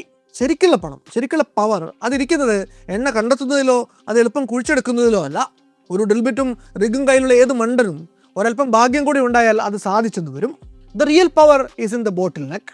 അത് എണ്ണപ്പാടങ്ങളിൽ കെട്ടിപ്പൊക്കിയ റിഗുകളിൽ വേർപ്പൊഴുക്കി ക്രൂഡ് ഓയിൽ കുഴിച്ചെടുത്ത് അതിനെ റിഫൈൻ ചെയ്ത് മണ്ണെണ്ണയാക്കി ആവശ്യക്കാരിലേക്ക് എത്തിക്കുന്ന സുദീർഘമായ പ്രക്രിയയിലുള്ള ബോട്ടിൽ നെക്കിലാണ്. ഒരു യഥാർത്ഥ ബിസിനസ്സുകാരൻ ജനിക്കുന്നത് മാർക്കറ്റിനെ അവൻ സ്വന്തം കൈപ്പിടിയിലാക്കുമ്പോഴാണ് എന്ന് റോക്ക്ഫെല്ലർ അടിയുറച്ചു വിശ്വസിച്ചു. ഏറെ നാൾ നീണ്ടുനിന്ന ആലോചനകൾക്ക് ശേഷം തൻ്റെ പദ്ധതികളുടെ സാക്ഷാത്കാരത്തിന് എന്തുകൊണ്ടും പറ്റിയ ഒരിടം അദ്ദേഹം തൻ്റെ തട്ടകമായി കണ്ടെത്തി. എണ്ണപ്പാടങ്ങൾക്കും തീവണ്ടിപ്പാതകൾക്കുമിടയിൽ തുറമുഖത്തോടും കിഴക്കൻ തീരത്തെ ലക്ഷക്കണക്കിന് ഉപഭോക്താക്കൾ പാർക്കുന്ന ജനവാസ കേന്ദ്രങ്ങളോടും ചേർന്ന് കിടക്കുന്ന ഒരു സ്വീറ്റ് സ്പോട്ട്, അതായിരുന്നു ക്ലീവ്ലാൻഡ്. റോക്ക്ഫെല്ലർ അവിടെ മറ്റൊരാളുമായി പാർട്ട്ണർഷിപ്പിൽ ഒരു ഓയിൽ റിഫൈനറി തുടങ്ങി. പക്ഷെ അധികം വൈകാതെ ഈ പാർട്ട്ണറുമായി അധികം തെറ്റുന്നു. 2 പാർട്ട്ണർമാരും പരസ്പരം ഓഹരികൾ വാങ്ങിച്ചെടുത്ത് മറ്റേയാളെ ഒഴിവാക്കാൻ വേണ്ടി ശ്രമിക്കുന്നു. ഇവർ തമ്മിൽ വളരെ ഹോസ്റ്റൈലായിട്ടുള്ള ഒരു ലേലം വിളി തന്നെ ഇതേ തുടർന്ന് നടക്കുന്നു. വിളിച്ച് ലേലത്തുക $72,000 വരെ എത്തിക്കുന്നു. വാശിപ്പുറത്ത് റോക്ക്ഫെല്ലർ ഒരു $500 കൂടി കയറ്റി വിളിക്കുന്നു. അങ്ങനെ തൻ്റെ 26ാമത്തെ വയസ്സിൽ ക്ലീവ്ലാൻഡിലെ ഏറ്റവും വലിയ ഓയിൽ റിഫൈനറിയുടെ ഉടമയായി മാറുന്നു റോക്ക്ഫെല്ലർ. 1870 പുതിയ പാർട്ട്ണർ ഹെൻറി ഫ്ലാഗറിനൊപ്പം റോക്ക്ഫെല്ലർ സ്റ്റാൻഡേർഡ് ഓയിൽ എന്ന പേരിൽ പുതിയൊരു കമ്പനി രജിസ്റ്റർ ചെയ്യുന്നു. പക്ഷേ അത് ഓയിൽ ഇൻഡസ്ട്രിക്ക് പൊതുവേ അത്ര നല്ല കാലമായിരുന്നില്ല. റൂൾ ഓഫ് ക്യാപ്ചറിന് പിന്നാലെ പാഞ്ഞ് നാട്ടിലുള്ള സകലരും എണ്ണ കുഴിച്ചെടുത്ത് ഒരുപാട് ക്രൂഡ് ഓയിൽ വന്ന് വിപണിയിൽ കുമിഞ്ഞുകൂടിയ കാലം. ആവശ്യമുള്ളതിന് 3 ഇരട്ടിയെങ്കിലും റിഫൈനറികളും അന്ന് ക്ലീവ്ലാൻഡിൽ ഉണ്ടായിരുന്നു. അതായത് ഡിമാൻഡിനേക്കാൾ അധികം ഓയിൽ സപ്ലൈ, റിഫൈനിങ് സ്റ്റേജിലും സാമാന്യത്തിൽ കവിഞ്ഞ കോമ്പറ്റീഷൻ. ചുരുക്കി പറഞ്ഞാൽ എണ്ണ ഉൽപ്പാദകർക്ക് മറ്റുള്ളവരോട് മത്സരിക്കാൻ വേണ്ടി വില ദിവസം തോറും കുറച്ച് കൊണ്ടുവരേണ്ടി വന്ന കാലം. ഇങ്ങനെ പോയാൽ ക്ലീവ്ലാൻഡിലെ എണ്ണ വ്യാപാരത്തിന് അധികം വൈകാതെ പാഡ്ലോക്ക് വീഴും എന്ന അവസ്ഥയായി. ഈ ഒരു ഘട്ടത്തിൽ റോക്ക്ഫെല്ലറും ഫ്ലാഗറും കൂടി ക്ലീവ്ലാൻഡിലെ ഒരു മുറിയിൽ വാതിലടച്ചിരുന്ന് മുങ്ങിക്കൊണ്ടിരുന്ന ഇൻഡസ്ട്രിയെ രക്ഷിക്കാൻ വേണ്ടി ഒരു മാസ്റ്റർ പ്ലാൻ ഉണ്ടാക്കുന്നു. അവർ അന്നതിനെ വിളിച്ച പേര് അവർ പ്ലാൻ എന്നാണ്. ഒറ്റവരിയിൽ പറഞ്ഞാൽ ഇൻഡസ്ട്രിയിലെ തങ്ങളുടെ കോമ്പറ്റീറ്റേഴ്സിനെ മുഴുവൻ പതുക്കെ പതുക്കെയാണെങ്കിലും സർജിക്കൽ പ്രിസിഷനോടുകൂടി ഇല്ലാതെയാക്കുക എന്നതായിരുന്നു ആ പ്ലാനിൻ്റെ ലക്ഷ്യം. അങ്ങനെ 1872 ചരിത്രത്തിൽ തന്നെ ഏറ്റവും സ്മാർട്ടായിട്ടുള്ള, ഏറ്റവും ഇല്ലീഗലായിട്ടുള്ള ഒരു ബിസിനസ് മൂവ് അന്ന് റോക്ക്ഫെല്ലറുടെ ഭാഗത്തു നിന്നുണ്ടാവുന്നു. അമേരിക്കയിലെ ഏറ്റവും വലിയ 3 റെയിൽറോഡ് കമ്പനികളുമായി അയാൾ ഒരു രഹസ്യ ധാരണയിലെത്തുന്നു. ഇവർ ഒത്തുചേർന്ന് സൗത്ത് ഇംപ്രൂവ്മെൻറ്റ് കമ്പനി എന്ന പേരിൽ ഒരു ഷാഡോ ഗ്രൂപ്പ് രൂപീകരിക്കുന്നു. ഈ കമ്പനികൾക്ക് വേണ്ടിയിരുന്നത് സ്റ്റഡി ബിസിനസ് ആയിരുന്നു. താൻ ഉൽപ്പാദിപ്പിക്കുന്ന എണ്ണ എത്രയും ഈ റെയിൽറോഡ് നെറ്റ്വർക്ക് വഴി തന്നെ അയക്കാമെന്ന് റോക്ക്ഫെല്ലർ അവർക്ക് ഉറപ്പ് കൊടുക്കുന്നു. പകരം ഈ കമ്പനികൾ ചെയ്തു കൊടുക്കേണ്ടത് ഇത്രമാത്രം: സ്റ്റാൻഡേർഡ് ഓയിൽ ഒഴികെയുള്ള മറ്റെല്ലാ കമ്പനികൾക്കും എണ്ണ കൊണ്ടുപോകാനുള്ള നിരക്ക് നേരെ 2 ഇരട്ടിയെങ്കിലും ആക്കണം. ഒപ്പം റോക്ക്ഫെല്ലർക്ക് ഷിപ്പിംഗ് ചാർജിൽ കാര്യമായ ഡിസ്കൗണ്ടുകളും കൊടുക്കണം. എന്നാൽ ഇതുമാത്രം പോരായിരുന്നു റോക്ക്ഫെല്ലർക്ക്. അദ്ദേഹം അന്ന് ഈ കമ്പനികളോട് ഡ്രോബാക്ക് എന്നൊരു ആശയം കൂടി മുന്നോട്ട് വെച്ചു. അതായത് റോക്ക്ഫെല്ലറുടെ എതിരാളികൾ ഓരോ തവണ അവരുടെ ചരക്ക് ഗതാഗതത്തിന് വേണ്ടി റെയിൽറോഡ് നെറ്റ്വർക്കിനെ ആശ്രയിക്കുമ്പോഴും അവരിൽ നിന്ന് ഈ കമ്പനികൾക്ക് കിട്ടുന്ന നിരക്കിൻ്റെ ഒരു കട്ട് റോക്ക്ഫെല്ലർ അക്കൗണ്ടിലേക്ക് എത്തിക്കണം. ഉദാഹരണത്തിന്, വ്യാപാര സംബന്ധമായിട്ടുള്ള ചരക്ക് നീക്കത്തിന് വേണ്ടി ഒരു കൊറിയർ കമ്പനിയെ ആശ്രയിക്കുന്ന ഒരാളാണ് നിങ്ങളെന്ന് കരുതുക. ഉൽപ്പന്ന വിലയുടെ ഒരു ഭാഗം ഈ ചരക്ക് കൂലി കൂടിയാണ്. നിങ്ങളുടെ ഏറ്റവും വലിയ എതിരാളിയായിട്ടുള്ളൊരു കമ്പനി നിങ്ങളുടെ കൊറിയർ നെറ്റ്വർക്കിനെ സമീപിച്ച് അവരുമായി ഗൂഢാലോചന നടത്തി അവർക്കൊരു ഡിസ്കൗണ്ട് വാങ്ങിയെടുക്കുകയും നിങ്ങളുടെ നിരക്ക് ഇരട്ടിയാക്കിക്കുകയും ഓരോ തവണ നിങ്ങൾ ചരക്ക് നീക്കം നടത്തുമ്പോഴും അതിൻ്റെ കൂലിയുടെ ഒരംശം അവരുടെ ലാഭത്തിലേക്ക് മുതൽ കൂട്ടുകയും ചെയ്താൽ എങ്ങനെയുണ്ടാവും? അത്ര കൊണ്ട് അൺഫെയർ ആയിരുന്നു റോക്ക്ഫെല്ലറുടെ ആ ബിസിനസ് പ്രാക്ടീസ്. എന്നാൽ ഈ ഷാഡോ ഡീൽ പക്ഷേ ഏറെക്കാലം രഹസ്യമായി തുടർന്നില്ല. പെൻസിൽവാനിയയിലെ മറ്റുള്ള എണ്ണ ഖനന കമ്പനികൾക്ക് അധികം വൈകാതെ ഈ രഹസ്യധാരണയെക്കുറിച്ചുള്ള വിവരം ചോർന്നു കിട്ടി. അത് വിപണിയിൽ വലിയ കോളിളക്കം തന്നെ അന്ന് സൃഷ്ടിച്ചു. സ്റ്റാൻഡേർഡ് ഓയിലിൻ്റെ ഈ കുതന്ത്രത്തിനെതിരെ തെരുവിൽ പ്രതിഷേധങ്ങൾ അരങ്ങേറി. സ്റ്റാൻഡേർഡ് ഓയിലിന് ഇനി ക്രൂഡ് ഓയിൽ നൽകില്ല എന്ന തീരുമാനത്തിലേക്ക് വരെ അന്ന് ഇവരെത്തിച്ചേരുന്നു. ഒടുവിൽ ഗവൺമെൻറ് ഈ തർക്കത്തിൽ ഇടപെട്ടു. സൗത്ത് ഇംപ്രൂവ്മെൻറ്റ് കമ്പനി എന്ന സീക്രട്ട് ഗ്രൂപ്പ് ലീഗലായി തന്നെ ഗവൺമെൻറ് പൂട്ടിച്ചു. ഈ കളിയിൽ തൽക്കാലത്തേക്കെങ്കിലും തങ്ങൾ വിജയിച്ചുവെന്ന് പെൻസിൽവാനിയയിലെ ഡ്രില്ലർമാർ കരുതുകയും ചെയ്തു. പക്ഷേ അത് ആ കളിയുടെ തുടക്കം മാത്രമായിരുന്നു. റോക്ക്ഫെല്ലർ എത്ര അപകടകാരിയാണ് എന്ന് അവർക്ക് യാതൊരു നിശ്ചയവും ഉണ്ടായിരുന്നില്ല എന്ന് വേണം പറയാൻ. തൻ്റെ ചുവന്ന കണക്കുപുസ്തകവും കയ്യിലേന്തി അദ്ദേഹം ക്ലീവ്ലാൻഡിലെ റൈവൽ റിഫൈനറി കമ്പനികളുടെ ഓഫീസുകളിലേക്ക് നേരിട്ട് കയറി ചെന്നു. എന്നിട്ട് ആ ലെഡ്ജറിലെ കണക്കുകൾ കാണിച്ചുകൊണ്ട് അവരോട് പറഞ്ഞു, എൻ്റെ ഷിപ്പിംഗ് റേറ്റ് കണ്ടോ? ഇതിനേക്കാൾ എത്ര അധികമാണ് നിങ്ങളുടേതെന്ന് നിങ്ങൾക്ക് മനസ്സിലാവുന്നുണ്ടോ? നിങ്ങൾക്ക് ഞാൻ ഇതാ ഒരു അവസരം തരികയാണ്. ഒന്നുകിൽ നിങ്ങളുടെ കമ്പനി ഇപ്പോൾ ന്യായമായൊരു വിലയ്ക്ക് എനിക്ക് വിറ്റൊഴിയുക. അതിന് നിങ്ങൾ വിസമ്മതിക്കുകയാണെങ്കിൽ നിങ്ങളെ പാപ്പരാക്കുന്നത് വരെ എൻ്റെ ഈ കളി ഞാൻ തുടർന്നു പോകും. ഇങ്ങനെ വളരെ അഗ്രസീവായിട്ടുള്ളൊരു ടേക്ക് ഓവർ ടാക്ടിക് വഴി ഏതാനും ചില ആഴ്ചകൾക്കുള്ളിൽ തന്നെ തൻ്റെ 26 എതിരാളികളിൽ 22 പേരുടെയും റിഫൈനറികൾ റോക്ക്ഫെല്ലർ വില കൊടുത്ത് സ്വന്തമാക്കി. മറ്റുള്ളവരെ റോക്ക്ഫെല്ലർ നിർദ്ദയം തുടച്ചു മാറ്റി എന്ന് വേണം പറയാൻ. ചരിത്രത്തിൽ ഈ മാസ് ടേക്ക് ഓവർ അറിയപ്പെടുന്നത് ക്ലീവ്ലാൻഡ് മാസക്കർ എന്നാണ്. ചുരുക്കി പറഞ്ഞാൽ 1870കളുടെ അവസാനത്തോടെ അമേരിക്കയിലെ 90% ഓയിൽ ബിസിനസ്സും ഒരൊറ്റ മനുഷ്യൻ്റെ കൈപ്പിടിയിലായി. അതോടെ വെട്ടിലായ പെൻസിൽവാനിയയിലെ സ്വതന്ത്ര ഡീലർമാരുടെ ഭാഗത്തു നിന്ന് 1879 ഒരു ലാസ്റ്റ് മൂവ് ഉണ്ടായി. റോക്ക്ഫെല്ലർ മൊണോപ്പൊളൈസ് ചെയ്ത റെയിൽവേ ഒഴിവാക്കാൻ വേണ്ടി അവർ ഒരുമിച്ച് ചേർന്ന് നിക്ഷേപങ്ങൾ സ്വരുക്കൂട്ടി ടൈഡ് വാട്ടർ പൈപ്പ് ലൈൻ എന്ന പേരിൽ 110 മൈൽ നീളമുള്ള ഒരു പൈപ്പ് ലൈൻ ഉണ്ടാക്കി. മലകളെ തുറന്നുകൊണ്ട് കടന്നു പോകുന്ന ഒരു എഞ്ചിനീയറിംഗ് അത്ഭുതം തന്നെയായിരുന്നു ആ വർക്ക്. റോക്ക്ഫെല്ലറുടെ റെയിൽറോഡ് നെറ്റ്വർക്കിനെ ബൈപ്പാസ് ചെയ്യുന്ന ഒന്നായിരുന്നു അത്. എന്നാൽ അതിനും റോക്ക്ഫെല്ലറെ തളർത്താൻ സാധിച്ചില്ല. അയാൾ ആദ്യം ആ പൈപ്പ് ലൈൻ കടന്നു പോകുന്ന വഴിക്കുള്ള സ്ഥലങ്ങൾ ഏറ്റെടുത്ത് അതിൻ്റെ നിർമ്മാണം തടയാൻ, വൈകിപ്പിക്കാൻ ശ്രമിച്ചു. ഒപ്പം നിന്ന നിൽപ്പിന് ഈ പൈപ്പ് ലൈനിന് സമാന്തരമായി അതിനേക്കാൾ വലിയ 4 പൈപ്പ് ലൈൻ നെറ്റ്വർക്കുകൾ അയാൾ പണിഞ്ഞു. എന്നിട്ട് നേരത്തെ റെയിൽ റോഡുകൾ സ്വന്തം പരിധിയിൽ നിർത്തിയ പോലെ ഈ പൈപ്പ് ലൈനുകളും റോക്ക്ഫെല്ലർ തൻ്റെ കുത്തകയാക്കി. വരും വർഷങ്ങളിൽ റോക്ക്ഫെല്ലറുടെ സാമ്രാജ്യം പിന്നെയും വളർന്നു. അന്നത്തെ അമേരിക്കൻ നിയമം അനുസരിച്ച് മറ്റൊരു സംസ്ഥാനത്ത് പ്രോപ്പർട്ടി വാങ്ങിക്കുന്നത് നിയമവിരുദ്ധമായിരുന്നതുകൊണ്ട് ഇതെല്ലാം കൂടി ഒരുമിച്ച് നിലനിർത്താൻ വേണ്ടി റോക്ക്ഫെല്ലറുടെ വക്കീലന്മാർ പുതിയൊരു ലീഗൽ ലൂപ്പ് ഹോൾ കണ്ടുപിടിച്ചു. സ്ഥാപനത്തെ അവർ ട്രസ്റ്റ് എന്ന് പേരിട്ട് വിളിച്ചു.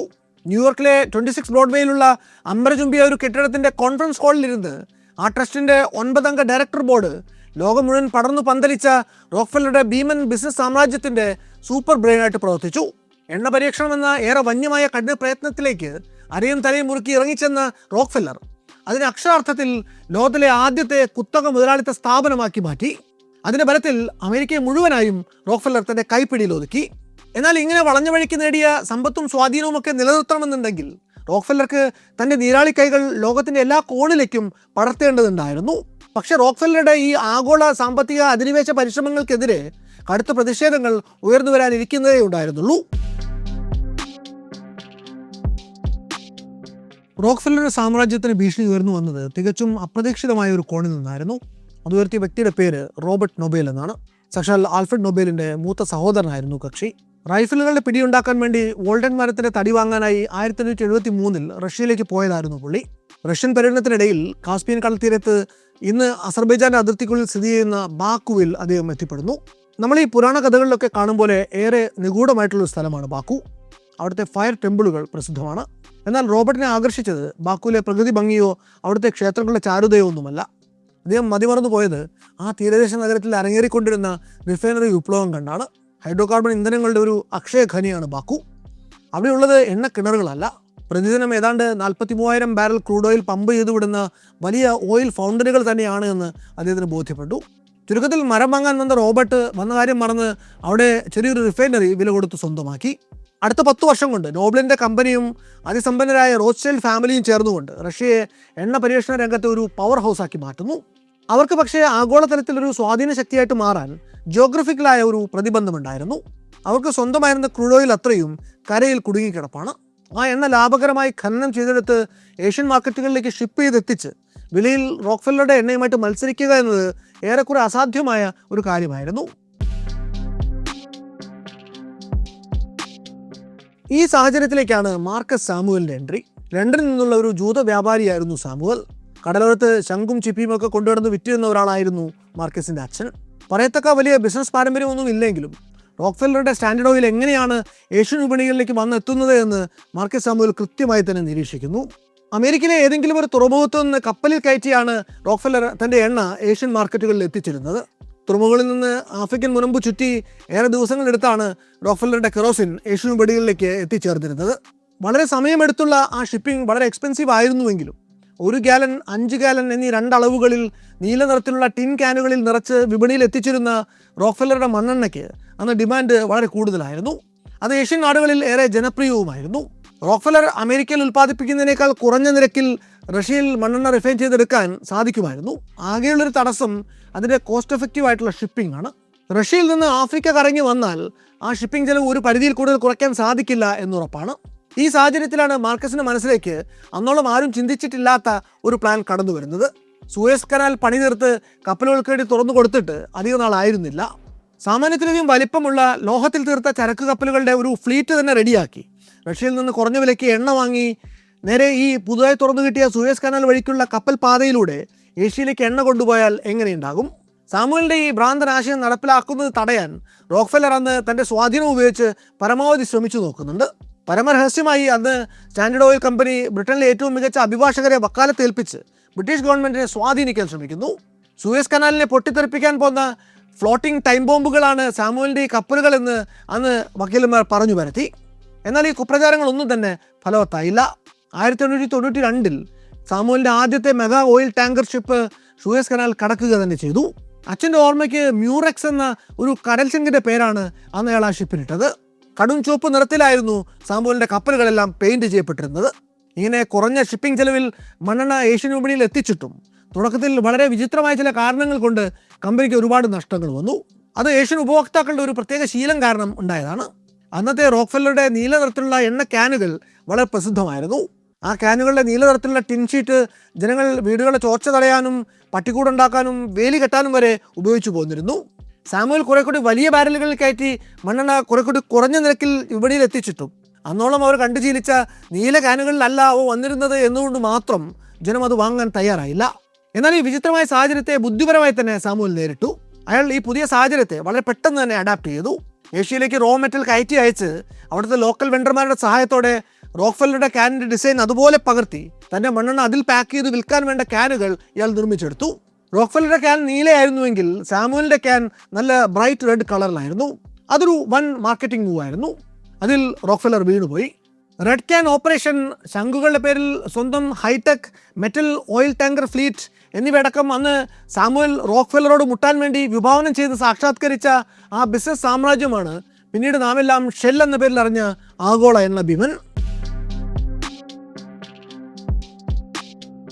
ഭൂമിക്കടിയിൽ നിന്ന് ക്രൂഡ് ഓയിൽ കണ്ടെത്തി അതിനെ ശുദ്ധീകരിച്ച് വിപണിയിൽ എത്തിക്കുക എന്നത് ആ വിപണിയുടെ ശൈശവ ദശയിൽ തന്നെ എത്ര ലുക്രേഷ്യസ് ആയിട്ടുള്ളൊരു വ്യാപാരമായിരുന്നുവെന്നും അതിൻ്റെ പേര് തുടക്കം തൊട്ട് തന്നെ എന്തൊക്കെ ബിസിനസ് റൈവലറികളാണ് ഉണ്ടായിക്കൊണ്ടിരുന്നത് എന്നുമാണ് നമ്മൾ ഇതുവരെ പറഞ്ഞതൊക്കെ വെറും തുടക്കം മാത്രമാണ്. ശരിക്കുള്ള പ്ലോട്ട് ടെസ്റ്റുകൾ ഇനി വരാനിരിക്കുന്നതേ ഉള്ളൂ. അടുത്ത ഒരു നൂറ്റാണ്ട് കാലത്തെ മാനവരാശിയുടെ ചരിത്രത്തിൽ നിർണായക സ്വാധീനം ചെലുത്താനിരുന്ന, കേവലം ഒരു ബിസിനസ് ഫൈറ്റായി നിന്നിരുന്ന ഈ പഴയ വൈരങ്ങളെ ആഗോള യുദ്ധങ്ങളിലേക്ക് ഉന്തിത്തള്ളിവിട്ട സംഭവ പരമ്പരകളുടെ ടേണിംഗ് പോയിന്റ് നടക്കുന്നത് അങ്ങ് പേർഷ്യയിൽ, ഇന്ന് വലിയൊരു യുദ്ധത്തെ കൺമുന്നിൽ കാണുന്ന ഇറാനിലാണ്. അതിന് തുടക്കമിട്ടത് 1901 വില്യം നോക്സ് ഡാർസി എന്നൊരു ഇംഗ്ലീഷുകാരനാണ്.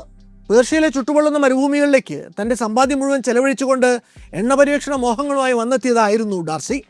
അസഹനീയമായ ചൂട്, ഇടയ്ക്കിടെ വന്ന് പിടികൂടിയ പകർച്ചവ്യാധികൾ, തുടർച്ചയായി കേടുവന്നുകൊണ്ടിരിക്കുന്ന ഡ്രില്ലിംഗ് എക്യുപ്മെൻറ്റ്സ്, നീണ്ട 7 വർഷങ്ങൾ ഈ യാതനകളൊക്കെയും സഹിച്ച് അവിടെ തള്ളി നീക്കുന്ന ഡാർസിക്ക് ഒരു തുള്ളി എണ്ണ പോലും കിട്ടിയില്ല എന്ന് മാത്രമല്ല, ഉള്ളതെല്ലാം നഷ്ടപ്പെട്ട് അയാൾ ഒരു പാപ്പരായി മാറുകയും ചെയ്തു. 1908 മെയ് മാസം ആയപ്പോഴേക്കും അയാളുടെ ഇൻവെസ്റ്റർമാരുടെ ക്ഷമ കെടുന്നു. അവർ ആ പ്രൊജക്ടിൻ്റെ ഹെഡ് എഞ്ചിനീയർക്ക് ഒരു ടെലഗ്രാം അടിച്ചു വിടുന്നു. ഈ കമ്പി കിട്ടിയാൽ ഉടനെ ഡ്രില്ലിംഗ് അബാൻഡൻ ചെയ്യുക, rig down and come back to the base. ഇതുപോലൊരു സന്ദേശം ഏതാണ്ട് 50 കൊല്ലം മുമ്പ് എഡ്വിൻ ഡ്രേക്കിന് കിട്ടിയ കാര്യം നമ്മൾ നേരത്തെ പറഞ്ഞിരുന്നു. അന്ന് ക്രൂവിന് ആ കത്ത് കിട്ടാൻ വൈകിയെങ്കിൽ ഇന്നത്തെ ക്രൂ അങ്ങനെ ഒരു ടെലഗ്രാമിനെ അവഗണിച്ചും തങ്ങളുടെ പ്രയത്നം തുടർന്നു പോയി. ഒടുവിൽ 1908 മെയ് 25 ഈ ലക്കത്തിൻ്റെ തുടക്കത്തിൽ പറഞ്ഞ പോലെ വളരെ അപ്രതീക്ഷിതമായി അവർ ഓയിൽ ഹിറ്റ് ചെയ്യുന്നു. മരുഭൂമിയുടെ ആകാശത്തേക്ക് 50 അടി ഉയരത്തിൽ ക്രൂഡ് ഓയിലിൻ്റെ ഒരു ഫൗണ്ടൻ തന്നെ അന്ന് അടിച്ചുയർന്നു പോകുന്നു. ഏറെ ഗതികെട്ട അവസ്ഥയിൽ ഡാർസിയും സംഘവും അന്ന് കുഴിച്ച ആ ഒരൊറ്റ കിണറിൽ നിന്ന് തുടങ്ങിയ കമ്പനിയാണ് പിന്നീട് ബ്രിട്ടീഷ് പെട്രോളിയം അഥവാ BP ആയി വളർന്നു വന്നത്. അടുത്തൊരു ദശാബ്ദത്തിനുള്ളിൽ തന്നെ എണ്ണ വിപണിയിൽ കാര്യമായ മുൻപരിചയമൊന്നും ഇല്ലാതിരുന്ന ലണ്ടനിലെ ഒരു ശംഖുൽപ്പന്നക്കാരൻ്റെ മകനും പേർഷ്യയിൽ എണ്ണ കുഴിച്ചെടുക്കാൻ ഇറങ്ങിപ്പുറപ്പെട്ട മറ്റൊരു ഇംഗ്ലീഷ് വ്യാപാരിയും ചേർന്ന് റോക്ക്ഫെല്ലർ കെട്ടിപ്പൊക്കിയ എണ്ണ വ്യാപാര കുത്തകയുടെ ഏകാധിപത്യത്തിന് തിരശ്ശീലയിടുന്നു. അതിനുശേഷം ഉണ്ടായത് പക്ഷേ കുറെ കൂടി അപകടകരമായ മറ്റൊരു മത്സരമായിരുന്നു. ഇറാനിൽ BP നടത്തിയ ഓയിൽ ഡിസ്കവറി ഒരു പുതുയുഗത്തിൻ്റെ പിറവി തന്നെയായിരുന്നു. അന്നുവരെ എണ്ണയുടെ പിന്നാലെ പാഞ്ഞതും അതിനുവേണ്ടി പരസ്പരം പോരടിച്ചതുമൊക്കെ ബിസിനസ്സുകാരായിരുന്നുവെങ്കിൽ അതിനുശേഷം ആ പോരാട്ടത്തിൻ്റെ ഗോതയിലേക്ക് ഇറങ്ങി വന്നത് സാമ്രാജ്യത്വ ശക്തികളും ഏകാധിപതികളായ രാഷ്ട്രതലവന്മാരുമായിരുന്നു. അതിൽ പക്ഷേ ഒരു വലിയ അപകടം ഒളിച്ചിരിപ്പുണ്ടായിരുന്നു. സ്വന്തം മണ്ണിനടിയിൽ ഒളിഞ്ഞിരിക്കുന്ന ക്രൂഡ് ഓയിൽ എന്ന വിലയേറിയ ധാതുവിനെ വേണ്ടുവിധം കീഴടക്കാനായില്ല എങ്കിൽ 20-ാം നൂറ്റാണ്ടിൽ അതിനുവേണ്ടി നടക്കാനിരിക്കുന്ന കിടമത്സരത്തിൽ ഒരു രാജ്യവും സുരക്ഷിതമല്ല എന്ന സത്യം അധികം വൈകാതെ തന്നെ എല്ലാ രാഷ്ട്രതലവന്മാരും തിരിച്ചറിയുന്നു. സൂര്യനസ്തമിക്കാത്ത സാമ്രാജ്യമായിരുന്ന ബ്രിട്ടീഷ് എംപയർ അതിൻ്റെ കൊളോണിയൽ അധീശശക്തി ലോകമെമ്പാടും വ്യാപിപ്പിച്ചതിന് പിന്നിലെ പ്രധാന ഘടകം അവരുടെ അതിശക്തമായ നാവികസേനയായിരുന്നു. സമുദ്രസീമകൾ ആരുടെ നിയന്ത്രണത്തിലാണോ ലോകം അവരുടെ കൈപ്പിടിയിലാണ് എന്നതായിരുന്നു അന്നത്തെ സാമാന്യ തത്വം. അന്നത്തെ ബ്രിട്ടീഷ് നേവിയുടെ പടുകൂറ്റൻ കപ്പലുകൾ മുഴുവൻ ഓടിക്കൊണ്ടിരുന്നത് കൽക്കരി, പ്രത്യേകിച്ച് അവരുടെ സ്വന്തം നാട്ടിൽ തന്നെയുള്ള വെൽഷ് കോൾ ഇന്ധനമാക്കിയാണ്. ആദ്യകാലങ്ങളിൽ ഇതവർക്ക് പകർന്നു കൊടുത്തിരുന്ന സ്ട്രാറ്റജിക് അഡ്വാൻറ്റേജ് വളരെ വലുതായിരുന്നു. ആർക്കും ഒരിക്കലും സപ്ലൈ കട്ട് ചെയ്യാൻ പറ്റാത്ത ഏറെ സുലഭമായിട്ടുള്ള അളവിലുള്ളൊരു ഇന്ധനം യാതൊരുവിധ ഷിപ്പിംഗ് കോസ്റ്റും കൂടാതെ സ്വന്തം ബാക്ക്യാർഡിൽ തന്നെ അവർക്ക് ലഭ്യമായിരുന്നു. ഇങ്ങനെ ലോകമെമ്പാടും നീരാളിക്കൈകൾ പടത്തിയിരുന്ന ബ്രിട്ടീഷ് അഡ്മിറാലിറ്റിയുടെ തലപ്പത്തേക്ക് അതിൻ്റെ ഫസ്റ്റ് ലോഡായി 1911 ഒരു ചെറുപ്പക്കാരൻ കടന്നു വരുന്നു. പേര് വിൻസ്റ്റൺ ചർച്ചിൽ. ബ്രിട്ടനിലെ അറിയപ്പെടുന്ന രാഷ്ട്രീയ നേതാവും മുൻ സൈനിക ഓഫീസറും ഒക്കെ ആയിരുന്നു ചർച്ചിൽ. ടോറി ലിബറൽ പക്ഷങ്ങൾക്കിടയിൽ അധികാരത്തിനു വേണ്ടി പലകുറി ചാഞ്ചാട്ടങ്ങൾ നടത്തി പരിചയമുള്ള ഏറെ കൃതഹസ്ഥനായ ഒരു രാഷ്ട്രതന്ത്രജ്ഞൻ. സ്വന്തം രാജ്യത്തിൻ്റെ നാവികശേഷിയെക്കുറിച്ച് ചർച്ചിലിന് കൃത്യമായിട്ടുള്ള ബോധ്യങ്ങളുണ്ടായിരുന്നു. എന്നാൽ തൊട്ടപ്പുറത്ത് കിടക്കുന്ന ജർമ്മനി എന്ന മറ്റൊരു സാമ്രാജ്യത്വ ശക്തി സ്വന്തം നാവികസേനയെ വളരെ ഫ്യൂച്ചറിസ്റ്റിക് ആയിട്ടുള്ള രീതിയിൽ അഴിച്ചു പണിഞ്ഞുകൊണ്ടിരുന്നത് അദ്ദേഹത്തിൻ്റെ ശ്രദ്ധയിൽപ്പെട്ടിരുന്നു. അത് കണ്ടപ്പോൾ ഒരു കാര്യം ചർച്ചിലിന് ബോധ്യപ്പെട്ടു. ഇനി അങ്ങോട്ടും ജർമ്മനിക്ക് മുന്നിൽ നാവികശക്തി കൊണ്ട് പിടിച്ചു നിൽക്കാൻ ബ്രിട്ടന് സാധിക്കണമെന്നുണ്ടെങ്കിൽ ബ്രിട്ടീഷ് നേവിയുടെ പടക്കപ്പലുകൾ കുറെ കൂടി വേഗതയുള്ളതും അതുപോലെ കുറെ കൂടി ചടുലമായി വേണ്ട പോലെ ദിശ മാറി മാറി സഞ്ചരിക്കാൻ ശേഷിയുള്ളതും ആയിരിക്കണം. നിലവിലെ കപ്പലുകളെ ആ ശ്രേണിയിലേക്ക് എത്തിക്കാൻ ഒരേ ഒരു മാർഗ്ഗമേ ഉള്ളൂ. അത് അവയിലെ കൽക്കരി എഞ്ചിനുകളെടുത്ത് ദൂരെ കളഞ്ഞ് പകരം ഓയിൽ ബർണറുകൾ കൊണ്ടുവരണം. കപ്പൽ ഓടിക്കുന്ന കാര്യത്തിൽ കൽക്കരി എഞ്ചിനുകളും ഓയിൽ ബർണറുകളും തമ്മിൽ അജഗജാന്തരമുണ്ട്. കപ്പലുകളുടെ ഭീമാകാരൻ എഞ്ചിനുകൾ കൽക്കരി സമയാസമയം നിറച്ച് പ്രവർത്തിപ്പിക്കുക എന്നത് ഒരു ഹെർക്കുലിയൻ ടാസ്ക്കാണ്. ടൈറ്റാനിക് സിനിമയിലൊക്കെ അതിൻ്റെ ചില ദൃശ്യങ്ങൾ നമ്മൾ കണ്ടിട്ടുണ്ടാവും. നൂറുകണക്കിന് ആരോഗ്യദൃഢഗാത്രരായിട്ടുള്ള തൊഴിലാളികളുടെ, മെക്കാനിക്കുകളുടെ അഹോരാത്ര പരിശ്രമങ്ങൾ കൊണ്ടാണ് ഒരു കപ്പലിൻ്റെ കൽക്കരി എഞ്ചിൻ മുടക്കം കൂടാതെ പ്രവർത്തിക്കുക. കൽക്കരി ഷവൽ ഉപയോഗിച്ച് കോരി 120 ഡിഗ്രി ചൂടുള്ള ഫർണസിലേക്ക് മാനുവലായിട്ട് തള്ളിക്കയറ്റണം. കപ്പലിൻ്റെ ഹള്ളിനോട് ചേർന്ന് ഏറ്റവും താഴത്തെ നിലയിലൊക്കെ ആയിരിക്കും സാധാരണ അതിൻ്റെ എഞ്ചിൻ കമ്പാർട്ട്മെൻറ്റ് ഉണ്ടാവുക. എഞ്ചിൻ പ്രവർത്തിക്കാൻ മെനക്കെടുന്നവർക്ക് ഉണ്ടായിക്കൊണ്ടിരുന്ന അസാമാന്യമായ ജോലിഭാരം മാത്രമല്ല വിഷയം.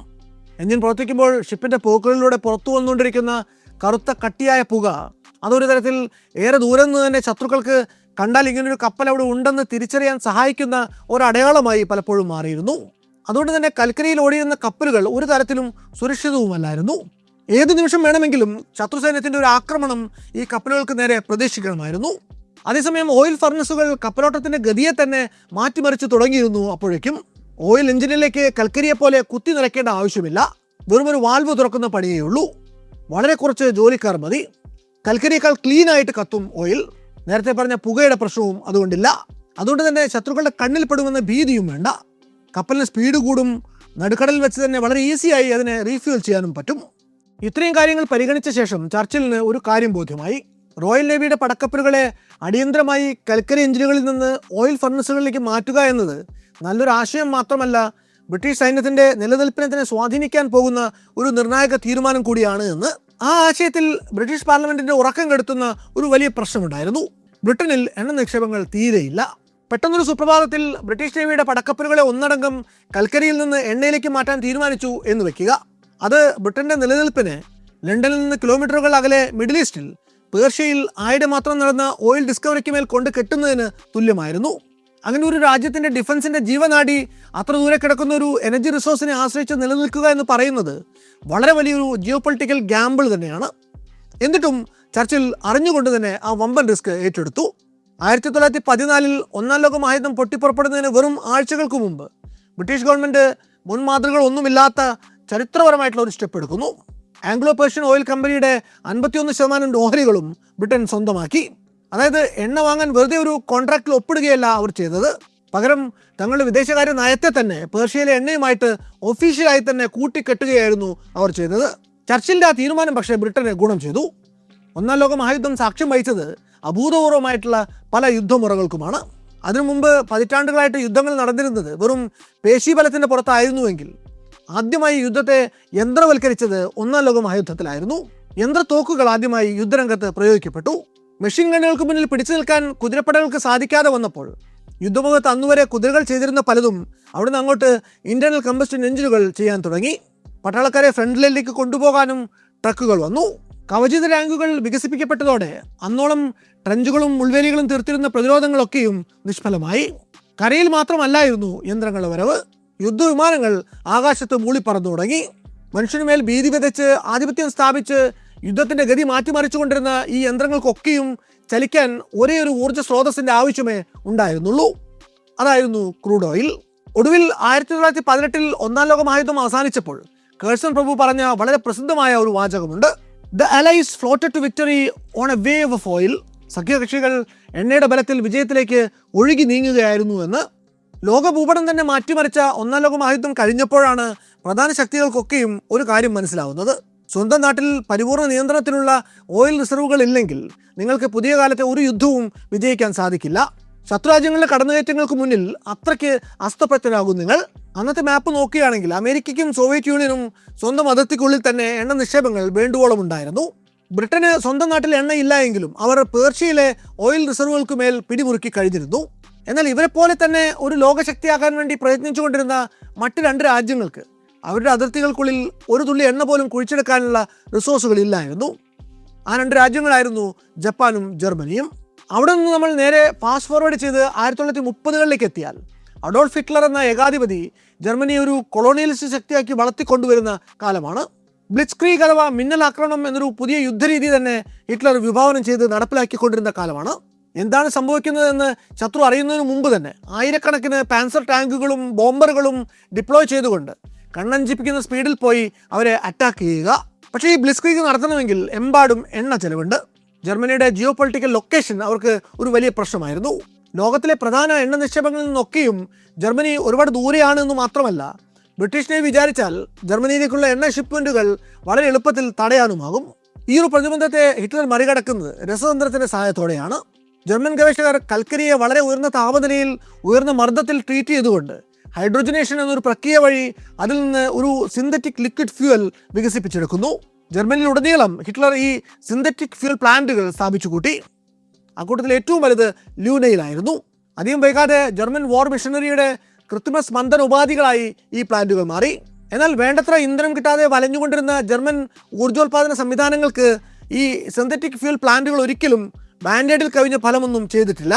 സാധാരണ നിലയ്ക്ക് അത് മതിയായിരുന്നു. പക്ഷേ 1939 ഏറെ അവിചാരിതമായി 2ാം ലോക മഹായുദ്ധം പൊട്ടിപ്പുറപ്പെട്ടപ്പോൾ കഴിഞ്ഞുകൂടാൻ വേണ്ട എണ്ണ കിട്ടാതെ ജർമ്മനി സകല ദ്വാരങ്ങളിൽ നിന്നും ഒരുമിച്ച് ബ്ലീഡ് ചെയ്തു തുടങ്ങി. പ്രവർത്തിക്കാൻ വേണ്ടത്ര ഇന്ധനം കിട്ടാതെ ജർമ്മനി ഒന്ന് വലഞ്ഞു പോകുന്നു. അതിനായി അവർ പല ദിക്കിലേക്കും നെട്ടോട്ടമോടി. എണ്ണയെക്കുറിച്ചുള്ള ആ ഒരു ഭയമാണ് 20ാം നൂറ്റാണ്ടിലെ ഏറ്റവും വലിയ മിലിറ്ററി ബ്ലണ്ടറിലേക്ക് ഹിറ്റ്ലറെ ഒടുവിൽ കൊണ്ടുവന്ന് എത്തിക്കുന്നത്. വർഷം 1942. സ്റ്റാലിനുമായി അന്നോളം ഉണ്ടായിരുന്ന കരാർ ലംഘിച്ച് ഹിറ്റ്ലർ സോവിയറ്റ് യൂണിയനിലേക്ക് ഇരച്ചു കയറുന്നു. റഷ്യയുടെ ഹൃദയമായ മോസ്കോ കയ്യെത്തും ദൂരത്തുണ്ട്. ഏതു വിധേനയും മോസ്കോ കീഴടക്കുക എന്നതായിരുന്നു ജർമ്മൻ ജനറൽമാരുടെ അന്നത്തെ ഏറെ ലോജിക്കലായിട്ടുള്ള ടാർഗറ്റ്. ഈ ഘട്ടത്തിലാണ് ഹിറ്റ്ലറുടെ ഭാഗത്തു നിന്ന് ഒരു ഇടപെടൽ മോസ്കോ പിടിക്കാനുള്ള ജനറൽമാരുടെ തീരുമാനത്തെ ഓവർറൈഡ് ചെയ്തുകൊണ്ട് ഉണ്ടാവുന്നത്. അതിനാളെ പ്രേരിപ്പിച്ചത് യുദ്ധം പൊട്ടിപ്പുറപ്പെട്ട ശേഷം ജർമ്മൻ ഓയിൽ റിസർവിൽ ഉണ്ടായിട്ടുള്ള ഇടിവാണ്. മോസ്കോ ലക്ഷ്യമിട്ട് പോയിക്കൊണ്ടിരുന്ന തൻ്റെ പടയുടെ നല്ലൊരു ഭാഗത്തെയും ഹിറ്റ്ലർ വഴിതിരിച്ച് തെക്കോട്ട് കോക്കസസ് മലനിരകൾക്ക് അടുത്തേക്ക് പറഞ്ഞയക്കുന്നു. ആ മലനിരകൾക്ക് തൊട്ടപ്പുറത്താണ് ബാക്കു നഗരം സ്ഥിതി ചെയ്യുന്നത്. അന്നേക്ക് 50 വർഷം മുമ്പ് നൊബേൽ സഹോദരന്മാർ ചെന്ന് ഒരു ഓയിൽ പാരഡൈസ് ആക്കി മാറ്റിയ അതേ ബാക്കു, യുദ്ധം നടത്താൻ വേണ്ടുന്ന ഇന്ധനം സപ്ലൈ ചെയ്യുന്ന സോവിയറ്റ് പ്രതിരോധ സംവിധാനത്തിൻ്റെ സ്പന്ദിക്കുന്ന ഹൃദയം. ബാക്കു എങ്ങനെയും പിടിച്ചടക്കിയേ പറ്റൂ എന്ന കാര്യത്തിൽ ഹാലിളകിയ പോലെ ആയിരുന്നു അന്ന് ഹിറ്റ്ലർ. അവിടുത്തെ എണ്ണ നമ്മുടെ ആയില്ലെങ്കിൽ ഈ യുദ്ധം എനിക്ക് അവസാനിപ്പിക്കേണ്ടി വരുമെന്ന് അയാൾ തൻ്റെ സൈനിക നേതൃത്വത്തോട് അന്ന് വെട്ടി തുറന്നു തന്നെ പറഞ്ഞിട്ടുണ്ട്. അങ്ങനെ വലിയ സമ്മർദ്ദത്തോടെ ഹിറ്റ്ലർ പറഞ്ഞുവിട്ട ആ ജർമ്മൻ 6th ആർമിയുടെ ഭടന്മാർ നേരെ ചെന്ന് കയറുന്നത് ഒരു കുരുതി കളത്തിലേക്കാണ്. സ്റ്റാലിൻഗ്രാഡിൽ നടന്ന പോരാട്ടം ജർമ്മൻ സൈനിക ദളത്തെ അക്ഷരാർത്ഥത്തിൽ നാമാവശേഷമാക്കി. അത് നാസികളുടെ നട്ടലൊടിച്ച പോരാട്ടമായിരുന്നു.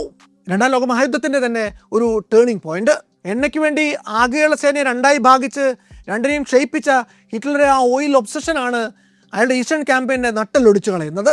തലയിൽ തളർന്നു നിന്നുപോയ ജർമ്മൻ സൈന്യത്തിനെതിരെ അടുത്ത ആക്രമണം ഉണ്ടാകുന്നത് ആകാശത്തു നിന്നാണ്. 1944 മെയ് മാസത്തിൽ സഖ്യസേനയുടെ സൈന്യാധിപന്മാർക്ക് ഒരു കാര്യം ബോധ്യപ്പെട്ടു. ഈ ഒരു യുദ്ധം ജയിക്കാൻ എല്ലാ ജർമ്മൻ പടയാളികളെയും കാലപുരിക്ക് അയക്കേണ്ട കാര്യമില്ല. എല്ലാ ജർമ്മൻ പാൻസർ ടാങ്കുകളെയും തകർത്ത് കളയേണ്ടതുമില്ല. You just have to turn off the tap. ജർമ്മനിലേക്ക് എണ്ണ എത്തുന്ന പൈപ്പ് അങ്ങ് പൂട്ടിയാൽ മതി. അത് മനസ്സിലാക്കിയ സഖ്യസേന എന്നാൽ അങ്ങനെ തന്നെ എന്നുറപ്പിച്ചു. അമേരിക്കയുടെ എയർഫോഴ്സ് ബോംബർ വിമാനങ്ങൾ ഹിറ്റ്ലറുടെ സിന്തറ്റിക് ഫ്യൂൽ ഫാക്ടറികൾ മാത്രം ലക്ഷ്യമാക്കി വലിയൊരു ബോംബിംഗ് ക്യാമ്പയിൻ തുടങ്ങുന്നു. ലൂനയ്ക്ക് മുകളിലൂടെ പറന്ന 100 കണക്കിന് ഹെവി ബോംബറുകൾ 1000 ടൺ ബോംബുകൾ അന്ന് ഡ്രോപ്പ് ചെയ്യുന്നു. കെമിക്കൽ പൈപ്പുകളും ഫ്യൂൽ ടാങ്കുകളും കൃത്യമായി ടാർഗറ്റ് ചെയ്തുകൊണ്ട് തന്നെ അവർ തകർത്ത് തരിപ്പണമാക്കി കളയുന്നു. വളരെ വളരെ വേഗത്തിലായിരുന്നു അതിൻ്റെ ഫലസിദ്ധി. അത് ജർമ്മനിയുടെ അവസാനമായിരുന്നു. ഹിറ്റ്ലറുടെ ആയുധമന്ത്രി ആൽബർട്ട് സ്പീർ അന്ന് ഹിറ്റ്ലർക്ക് അയച്ചൊരു മെമ്മോയിൽ പറഞ്ഞത് യുദ്ധം കഴിഞ്ഞു, നമ്മൾ തീർന്നു എന്നാണ്. സിന്തറ്റിക് ഫ്യൂൽ സപ്ലൈ നിലച്ച ആ നിമിഷം അത്രയും ദിവസമായി ഗ്രാൻഡ് സ്കെയിലിൽ നടന്നുകൊണ്ടിരുന്ന ബ്ലിറ്റ്സ്ക്രീഗ് സ്വിച്ച് ഇട്ട പോലെ നിന്നു. ഏവിയേഷൻ ഫ്യൂൽ തീർന്നതോടെ ലുട്ട്വാഫയുടെ പോർ വിമാനങ്ങളെല്ലാം തന്നെ ഒരെണ്ണമില്ലാതെ ഗ്രൗണ്ടഡായി. ഇന്ധനമില്ലാതെ 1000 കണക്കിന് അഡ്വാൻസ്ഡ് ഫൈറ്റർ വിമാനങ്ങൾ റൺവേയിൽ വെറുതെ കിടന്നു. 100 കണക്കിന് യുദ്ധ ടാങ്കുകൾ ഇന്ധനം തീർന്ന് വഴിയിൽ ഉപേക്ഷിക്കപ്പെട്ടു. പോരാട്ടത്തിൻ്റെ അവസാന മാസങ്ങളിൽ ജർമ്മൻ സൈന്യത്തിന് തങ്ങളുടെ ഭീമാകാരൻ പീരങ്കികൾ വലിക്കാൻ കാളകളെയും കുതിരകളെയും വരെ ആശ്രയിക്കേണ്ട ഗതികേടുണ്ടായി. അന്നുവരെ എണ്ണ എന്ന് വെച്ചാൽ ചുരുക്കം ചില വ്യാപാരികൾ തമ്മിൽ കട്ട്ഔട്ട് കോമ്പറ്റീഷന് കാരണമായ, ചിലരെ രായ്ക്കുരാമാനം ധനികരാക്കി മാറ്റിയ, മറ്റു ചിലരെ നിലനിൽപ്പിന് പാപ്പർ സൂട്ട് അടിപ്പിച്ച ഒരു അസംസ്കൃത ധാതു മാത്രമായിരുന്നുവെങ്കിൽ അതിനുശേഷം അതൊരു വജ്രായുധമായിട്ട് മാറി. ആഗോളതലത്തിൽ ഒരു പ്രബലശക്തിയാകുന്നതിന് ഏതൊരു രാജ്യത്തിനും ആവശ്യം വേണ്ടുന്ന ഒരു മാരകായുധം. 1945 2ാം ലോക മഹായുദ്ധത്തിൻ്റെ പൊടിയും പുകയുമൊക്കെ ഒന്ന് അടങ്ങിയപ്പോൾ തകർന്നടിഞ്ഞ യൂറോപ്പിലേക്ക് നോക്കിയ പുത്തൻ ആഗോള അധികാര കേന്ദ്രങ്ങൾ വലിയൊരു സത്യം തിരിച്ചറിഞ്ഞു. നിങ്ങൾക്ക് മോഡേൺ ആയൊരു എക്കോണമിയോ അഡ്വാൻസ്ഡ് ആയിട്ടുള്ളൊരു മിലിറ്ററിയോ വേണമെന്നുണ്ടെങ്കിൽ ആദ്യം നിയന്ത്രണത്തിലാക്കേണ്ടത് എണ്ണയുടെ വിപണനമാണ്. തുടർന്നുള്ള പതിറ്റാണ്ടുകളിൽ ആഗോള ഓയിൽ ആൻഡ് ഗ്യാസ് വിപണിയുടെ വ്യാപാര തലസ്ഥാനം യൂറോപ്പിൽ നിന്ന് മധ്യപൂർവേഷ്യയിലെ ചുട്ടുപഴുത്ത മരുഭൂമികളിലേക്ക് പറിച്ചു നടപ്പെട്ടു. 2ാം ലോക മഹായുദ്ധത്തിന് ശേഷം ലോകരാഷ്ട്രങ്ങൾക്കൊക്കെയും ഒരു കാര്യം മനസ്സിലായി. നിങ്ങൾക്കൊരു ആധുനിക സമ്പദ് വ്യവസ്ഥ വേണമെന്നുണ്ടെങ്കിൽ, ആധുനികമായൊരു സൈന്യത്തെ പരിപാലിച്ച് പുലർത്തണമെന്നുണ്ടെങ്കിൽ അതിനാദ്യം വേണ്ടത് കടലോളം ക്രൂഡ് ഓയിൽ ശേഖരമാണ്. 2ാം ലോക മഹായുദ്ധാനന്തരം അമേരിക്കയും യൂറോപ്പും 2 പ്രബല സാമ്പത്തിക ശക്തികളായി ഉയർന്നു വന്നു എന്നത് ശരി തന്നെയാണ്. ലോകത്തെ ഏറ്റവും പ്രബലമായ രാജ്യങ്ങൾ കഴിഞ്ഞ യുദ്ധത്തിന് വേണ്ട ടാങ്കുകൾ ഡിസൈൻ ചെയ്യുകയും ഫാക്ടറികൾ നിർമ്മിക്കുകയും എല്ലാം ചെയ്ത അതേ രാജ്യങ്ങൾ ഈ പ്രക്രിയയ്ക്ക് വേണ്ടി സ്വന്തം അധീനതയിലുള്ള ഡൊമസ്റ്റിക് എണ്ണ റിസർവുകൾ ഖനനം നടത്തി അതിവേഗത്തിൽ തീർത്തുകൊണ്ടേയിരുന്നു. ഇനി അങ്ങോട്ടുള്ള കാലത്ത് കണ്ടെത്തപ്പെടാനുള്ള പുതിയ എനർജി സോഴ്സുകൾ, കുറഞ്ഞ നിരക്കിൽ കുഴിച്ചെടുക്കാവുന്ന വില കുറഞ്ഞ ക്രൂഡ് ഓയിൽ റിസർവുകളൊക്കെ ഉണ്ടായിരുന്നത് ടെക്സസിലോ ലണ്ടനിലോ ഒന്നും ആയിരുന്നില്ല. അത് അങ്ങ് മധ്യപൂർവേഷ്യൻ മരുഭൂമിയുടെ ഗർഭത്തിലായിരുന്നു. ഭാവി എണ്ണ ശേഖരങ്ങളൊന്നും തന്നെ പാശ്ചാത്യ രാജ്യങ്ങളുടെ അതിർത്തിക്കുള്ളിലോ അവരുടെ അധീനതയിലോ ഒന്നും ആയിരുന്നില്ല. പിന്നെ എങ്ങനെ അവർ ഈ അന്യരാജ്യങ്ങളുടെ കസ്റ്റഡിയിൽ കിടക്കുന്ന ഈ ഓയിൽ റിസർവുകൾക്ക് മേൽ തങ്ങളുടെ നിയന്ത്രണം സ്ഥാപിച്ചെടുത്തു എന്ന ചോദ്യത്തിൻ്റെ ഉത്തരം വളരെ സിമ്പിളാണ്. ഈ മാപ്പുകൾ അവർക്ക് വേണ്ട പോലെ അവർ തന്നെ വരച്ചു. ഇന്നത്തെ മിഡിൽ ഈസ്റ്റ് മാപ്പിലേക്ക് നിങ്ങളൊന്ന് സൂക്ഷിച്ചു നോക്കിയിട്ടുണ്ടോ? ഒരു കാര്യം നിങ്ങൾക്ക് വ്യക്തമായി മനസ്സിലാകും. അവിടുത്തെ മിക്ക രാജ്യങ്ങളുടെയും അതിർത്തികൾ വെറും നേർരേഖകളാണ്. ആരോ സ്കെയിൽ വെച്ച് വരച്ച പോലെയുള്ള കൃത്യമായ വരകൾ. എല്ലാറ്റിനെയും തുടക്കം 1916 മെയ് മാസത്തിലാണ്. ഒന്നാം ലോക മഹായുദ്ധം കൊടുമ്പിരിക്കൊണ്ടിരിക്കുന്ന കാലം. മാർക്ക് സൈക്സ് എന്നും ഫ്രാങ്കോസ് പിക്കോട്ട് എന്നും 2 ബ്രിട്ടീഷ് ഫ്രഞ്ച് ഡിപ്ലോമാറ്റുകൾ അടച്ചിട്ടൊരു മുറിയിൽ രഹസ്യമായി ഒരുമിച്ചിരിക്കുന്നു. ഇവരുടെ മുന്നിൽ ഇരിക്കുന്നത് മിഡിൽ ഈസ്റ്റിൻ്റെ വലിയൊരു ഭൂപടമാണ്. ഭൂമിശാസ്ത്രമോ അവിടെ ജീവിച്ചിരിക്കുന്ന മനുഷ്യരോ അവരുടെ സംസ്കാരമോ ഒന്നും ഇവർക്കൊരു വിഷയമേ ആയിരുന്നില്ല. വെറുമൊരു സ്കെയിലും പെൻസിലും എടുത്ത് അവർ ആ മാപ്പിനെ അങ്ങ് വെട്ടിമുറിച്ചു. ഇഷ്ടംപോലെ രാജ്യങ്ങളും ഉണ്ടാക്കി വിട്ടു. ലക്ഷ്യം അവരുടെ ക്ലാസിക്കൽ കൊളോണിയലിസ്റ്റ് മോഡസ് ഓപ്പറാൻഡി തന്നെ, ഡിവൈഡ് ആൻഡ് റൂൾ. മധ്യപൂർഷ്യൻ രാജ്യങ്ങളെ പരസ്പരം പോരടിക്കാൻ പാകത്തിന് തള്ളിവിട്ട് അവരെ ദുർബലാക്കി നിലനിർത്തി മിഡിൽ ഈസ്റ്റിലെ എണ്ണയ്ക്ക് മേൽ നിയന്ത്രണം സ്ഥാപിച്ചെടുക്കാൻ അന്ന് ഈ പാശ്ചാത്യ രാജ്യങ്ങൾ പരമാവധി ശ്രമിച്ചു. എന്നാൽ കാര്യങ്ങൾ അവിടെയും അവസാനിച്ചില്ല. 1928 ജൂലൈ മാസം ആയപ്പോഴേക്കും യൂറോപ്യൻ പൗരകൾക്ക് ഈ എണ്ണ സമ്പത്തിൻ്റെ മേലുള്ള കൺട്രോൾ കുറെ കൂടി ഉറപ്പിക്കണമായിരുന്നു. അവിടെയാണ് കാലൂസ് ഗുർബൻകേൻ എന്നൊരു കുശാഗ്രബുദ്ധിയായ ബിസിനസ്സുകാരൻ്റെ വരവ്. പാശ്ചാത്യ രാജ്യങ്ങളുടെ പ്രതിനിധികൾക്ക് നടുവിലിരുന്ന് അന്ന് കാലിടറി വീണുകൊണ്ടിരുന്ന ഓട്ടോമൻ സാമ്രാജ്യത്തിൻ്റെ സ്വാധീന മേഖലയ്ക്ക് മുകളിലൂടെ അയാൾ തൻ്റെ ചുവന്ന പെൻസിൽ കൊണ്ട് വലിയൊരു വട്ടം വരച്ചു. അയാളുടെ ഉത്സാഹത്തിൽ പാശ്ചാത്യ രാജ്യങ്ങൾ ചേർന്ന് ചരിത്രത്തിലെ ഏറ്റവും വലിയ monopoly agreement, red line agreement എന്ന ഒരു ഉടമ്പടിയിൽ ഒപ്പിട്ടു. അന്ന് ആ ഭൂപടത്തിൽ വരയ്ക്കപ്പെട്ട ചുവന്ന വൃത്തത്തിൻ്റെ അകത്തുള്ള പ്രദേശങ്ങളിലെ എണ്ണ മുഴുവൻ പാശ്ചാത്യ രാജ്യങ്ങൾ തമ്മിൽ മാത്രം പങ്കുവയ്ക്കാനും അതാതിടങ്ങളിലെ ജനങ്ങളെ അതിൻ്റെ അധികാരത്തിൽ നിന്ന് പൂർണ്ണമായി ഒഴിവാക്കാനും തീരുമാനിക്കുന്ന ഒന്നായിരുന്നു ആ എഗ്രിമെൻറ്റ്. മിഡിൽ ഈസ്റ്റിലെ ഒരു രാജ്യവും ഒരിക്കലും പവർഫുൾ ആകാതിരിക്കാൻ പ്രത്യേകം ശ്രദ്ധിച്ചുകൊണ്ടാണ് ആ രാജ്യങ്ങളുടെ വലിപ്പം പോലും അവ മാപ്പിൽ കൊത്തിയുണ്ടാക്കിയ പാശ്ചാത്യ ശക്തികൾ അന്ന് തീരുമാനിച്ചത്. എല്ലാ കാലത്തും പാശ്ചാത്യരെ ആശ്രയിച്ചു മാത്രം കഴിയാനാവുന്ന ദുർബലരായ കൂട്ടമായി അവരെ നിലനിർത്തിയ ആ സാമ്രാജ്യത്വ തന്ത്രം പിന്നീട് പതിറ്റാണ്ടുകളോളം കൃത്യമായി പ്രവർത്തിച്ചു. ഇന്ന് മിഡിൽ ഈസ്റ്റിൽ നിത്യേന ചോര ചിന്തുന്ന രാഷ്ട്രീയ കലഹങ്ങളുടെ ഒക്കെ തുടക്കം അന്ന് അടച്ചിട്ട മുറിയിൽ ഗുൽബൻകിൻ വരച്ച ആ ചുവന്ന വട്ടത്തിൽ നിന്നായിരുന്നു. 1950 ലോകത്തിലെ മൊത്തം എണ്ണ സപ്ലൈയും 7 സിസ്റ്റേഴ്സ് എന്നറിയപ്പെട്ടിരുന്ന 7 പാശ്ചാത്യ കമ്പനികളുടെ കയ്യിലായി. എക്സോൺ, മൊബിൽ, സോക്കൽ, ടെക്സാക്കോ, ഗൾഫ്, BP, ഷെൽ എന്നീ 7 വമ്പൻ കമ്പനികൾ. പല നാടുകളിലെയും ഗവൺമെൻറ്റുകളെക്കാളൊക്കെ ശക്തമായിരുന്നു ഈ 7 സിസ്റ്റേഴ്സ്. അവർ മധ്യപൂർവേഷ്യൻ രാജ്യങ്ങളിലെ അധികാര കേന്ദ്രങ്ങളുമായി അടുപ്പം സ്ഥാപിച്ച് കരാറുകൾ സ്വന്തമാക്കി മിഡിൽ ഈസ്റ്റിലെ ഓൺഷോറും ഓഫ്ഷോറുമായിട്ടുള്ള ബ്ലോക്കുകളിൽ റിഗുകൾ സ്ഥാപിച്ച് എണ്ണ ഖനനം ആരംഭിച്ചു. ശേഷം അവർക്ക് ഇഷ്ടമുള്ള പോലെ അവിടങ്ങളിൽ നിന്ന് ക്രൂഡ് ഓയിൽ ഖനനം ചെയ്തെടുത്ത് കയറ്റി അയച്ചു. പോസ്റ്റഡ് പ്രൈസ് എന്ന പേരിൽ വിപണിയിലെ ക്രൂഡ് ഓയിലിൻ്റെ വിലയെ കുത്തകാടിസ്ഥാനത്തിൽ നിലനിർത്തുകയും ചെയ്തു. ഇങ്ങനെ പാശ്ചാത്യ കുത്തക ഭീമന്മാർ യഥേഷ്ടം റിഗുകൾ സ്ഥാപിച്ച് എണ്ണ കുഴിച്ചെടുത്ത് കടത്തിക്കൊണ്ടിരുന്ന എണ്ണപ്പാടങ്ങൾ സ്ഥിതി ചെയ്തിരുന്ന രാജ്യങ്ങളെ ഈ കമ്പനികൾ പലപ്പോഴും ട്രീറ്റ് ചെയ്തുകൊണ്ടിരുന്നത് പാട്ടകൃഷിക്കാരെ പോലെയാണ്. ഓരോ ദിവസവും ഈ 7 സിസ്റ്റേഴ്സിന് തോന്നിയ വിലയ്ക്ക് ക്രൂഡ് ഓയിലിൻ്റെ വ്യാപാരം ഫിക്സ് ചെയ്യും. ശേഷം അതിൽ നിന്ന് ഒരു പ്രത്യേക ശതമാനം റോയൽറ്റി പോലെ ഈ രാജ്യങ്ങൾക്ക് കൊടുത്തുകൊണ്ടിരിക്കും. എണ്ണ ശേഖരങ്ങളായിട്ടുള്ള ഈ രാജ്യങ്ങൾക്ക് എത്ര ബാരൽ വെച്ചാണ് നിത്യേന പമ്പ് ചെയ്തുകൊണ്ടിരിക്കുന്നത് എന്നോ അല്ലെങ്കിൽ വീപ്പോ ഒന്നിന് എത്ര ഡോളർ വെച്ചാണത് വിറ്റുപോയിക്കൊണ്ടിരിക്കുന്നത് എന്നോ യാതൊരു നിശ്ചയവും ഉണ്ടായിരുന്നില്ല. അങ്ങനൊരു കത്രിക പൂട്ടിലാണ് 7 സിസ്റ്റേഴ്സ് എന്നറിയപ്പെട്ടിരുന്ന ഉൽപ്പാദക ഭീമൻ കുത്തകകൾ മധ്യപൂർവേഷ്യൻ രാജ്യങ്ങളെ അന്ന് കൊണ്ടു നടന്നിരുന്നത്. എന്നാൽ അധികം വൈകാതെ അവിടെ അവർക്ക് തിരിച്ചറിവുണ്ടായി തുടങ്ങി. പാശ്ചാത്യ ലോകത്തേക്ക് നോക്കി അവർ കാണുന്നത് അമേരിക്കയിലെ വലിയ ഹൈവേകളും യൂറോപ്പിലെ കുതിച്ചുയരുന്ന ഇൻഡസ്ട്രിയൽ എക്കോണമിയും ഒക്കെയായിരുന്നു. അതൊക്കെ സൂക്ഷ്മമായിട്ട് നിരീക്ഷിച്ച അവർക്ക് ഒരു കാര്യം മനസ്സിലായി.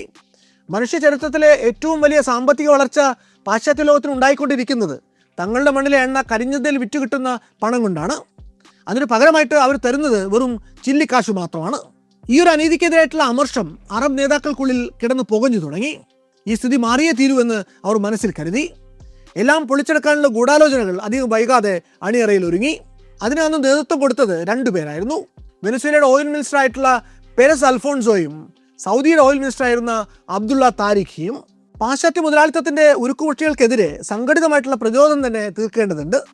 അത് പക്ഷേ സൈനികമായിട്ടാവരുത്. അവരുടെ നിയമങ്ങൾ ഉപയോഗിച്ച് തന്നെ വേണം അവരെ വെട്ടാൻ. ഇത് 2 പേരും ഉറപ്പിച്ചു.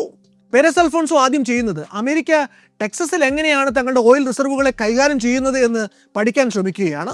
അവിടെ ടെക്സസ് റെയിൽ റോഡ് കമ്മീഷൻ എന്നൊരു ഗവൺമെൻറ്റൽ ബോഡിയുണ്ട്.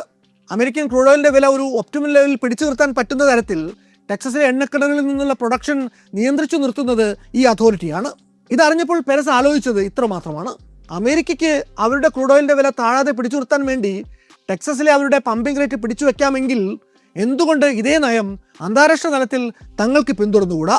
1959 കെയ്റോയിൽ വെച്ച് അൽഫോൺസോയും താരിഖിയും അതീവ രഹസ്യമായി ഒത്തുചേർന്ന് ജെന്റിൽമാൻസ് എഗ്രിമെന്റ് എന്നൊരു ഉടമ്പടിയിൽ ഒപ്പിടുന്നു.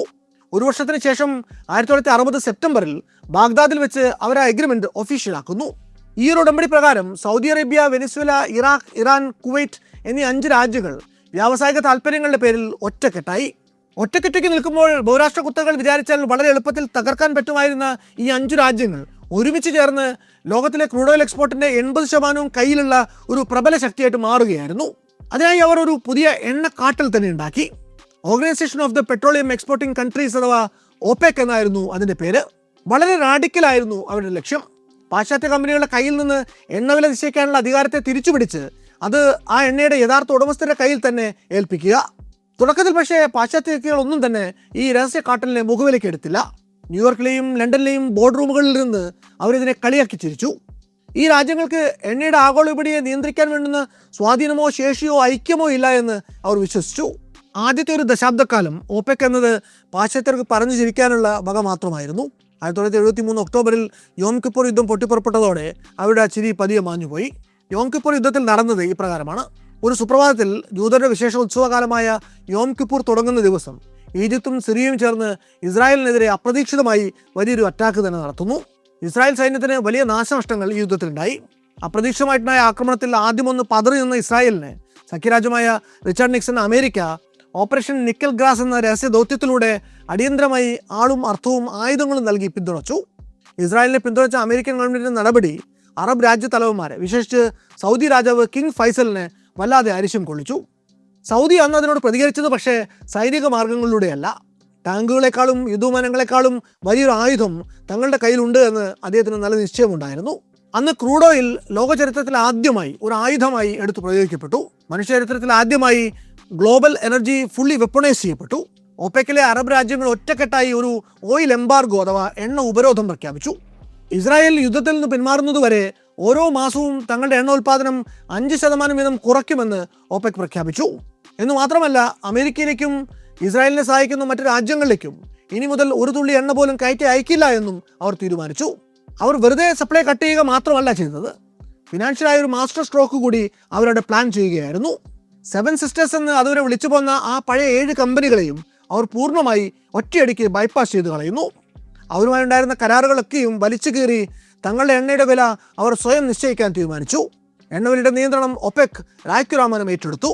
OPEC ഇങ്ങനെ ഒരു എംബാർഗോ ഏർപ്പെടുത്തുന്നതിന് തൊട്ടു മുമ്പ് വരെയും $2.9 എന്ന നിരക്കിലായിരുന്ന ക്രൂഡ് ഓയിൽ ഒരൊറ്റ ദിവസം കൊണ്ട് അടിച്ചു കയറി $11.65 എത്തി. ചുരുക്കത്തിൽ ലോകത്തിലെ മോസ്റ്റ് എസെൻഷ്യൽ കമ്മോഡിറ്റിയുടെ വില ഒറ്റയടിക്ക് OPEC 4 ഇരട്ടിയിലേക്ക് എത്തിച്ചു. പാശ്ചാത്യ ലോകത്ത് അതുണ്ടാക്കിയ പാനിക് സിറ്റുവേഷൻ ചെറുതല്ലായിരുന്നു. പെട്രോളും ഡീസലും എല്ലാ കാലത്തും കുറഞ്ഞ വിലയ്ക്ക് ലഭ്യമാകും എന്ന മിഥ്യാധാരണയ്ക്ക് മേൽ, അല്ലെങ്കിൽ അമിതമായ ആത്മവിശ്വാസത്തിൻ്റെ പേരിൽ പടുത്തുയർത്തിയ അമേരിക്കൻ എക്കോണമി മൂക്കും തല്ലി നിലംപൊത്തി. അമേരിക്കയിലെ ഗ്യാസ് സ്റ്റേഷനുകൾക്ക് മുന്നിൽ അന്ന് കിലോമീറ്ററുകൾ നീളമുള്ള വരികൾ പ്രത്യക്ഷപ്പെട്ടു. അന്നുവരെ തികച്ചും സഭ്യവും സൗമ്യവുമായി മാത്രം പരസ്പരം ഇടപെട്ടിരുന്ന അമേരിക്കയിലെ ജനങ്ങൾ ഒരു എണ്ണക്ഷാമത്തെ മുഖാമുഖം കണ്ടപ്പോൾ പകച്ചുപോയി. സകല സിവിക് സെൻസും മറന്ന് അവർ ഒരു കാലം എണ്ണയ്ക്ക് വേണ്ടി പരസ്പരം കയ്യാങ്കളിയോളം എത്തി. ഓഹരി വിപണിയും തകർന്ന് തരിപ്പണമായി. വിലക്കയറ്റം ആകാശം മുട്ടി. കുറഞ്ഞ സാമ്പത്തിക വളർച്ച, വളരുന്ന തൊഴിലില്ലായ്മ, കൂടിയ പണപ്പെരുപ്പം, ഇതെല്ലാം ചേർന്നുകൊണ്ട് പാശ്ചാത്യ സമ്പദ് വ്യവസ്ഥകളിൽ അന്ന് സ്റ്റാഗ്ഫ്ലേഷൻ എന്ന പേരുള്ള പുതിയൊരു എക്കോണമിക് ഡിസീസിന് തന്നെ തുടക്കമിട്ടു.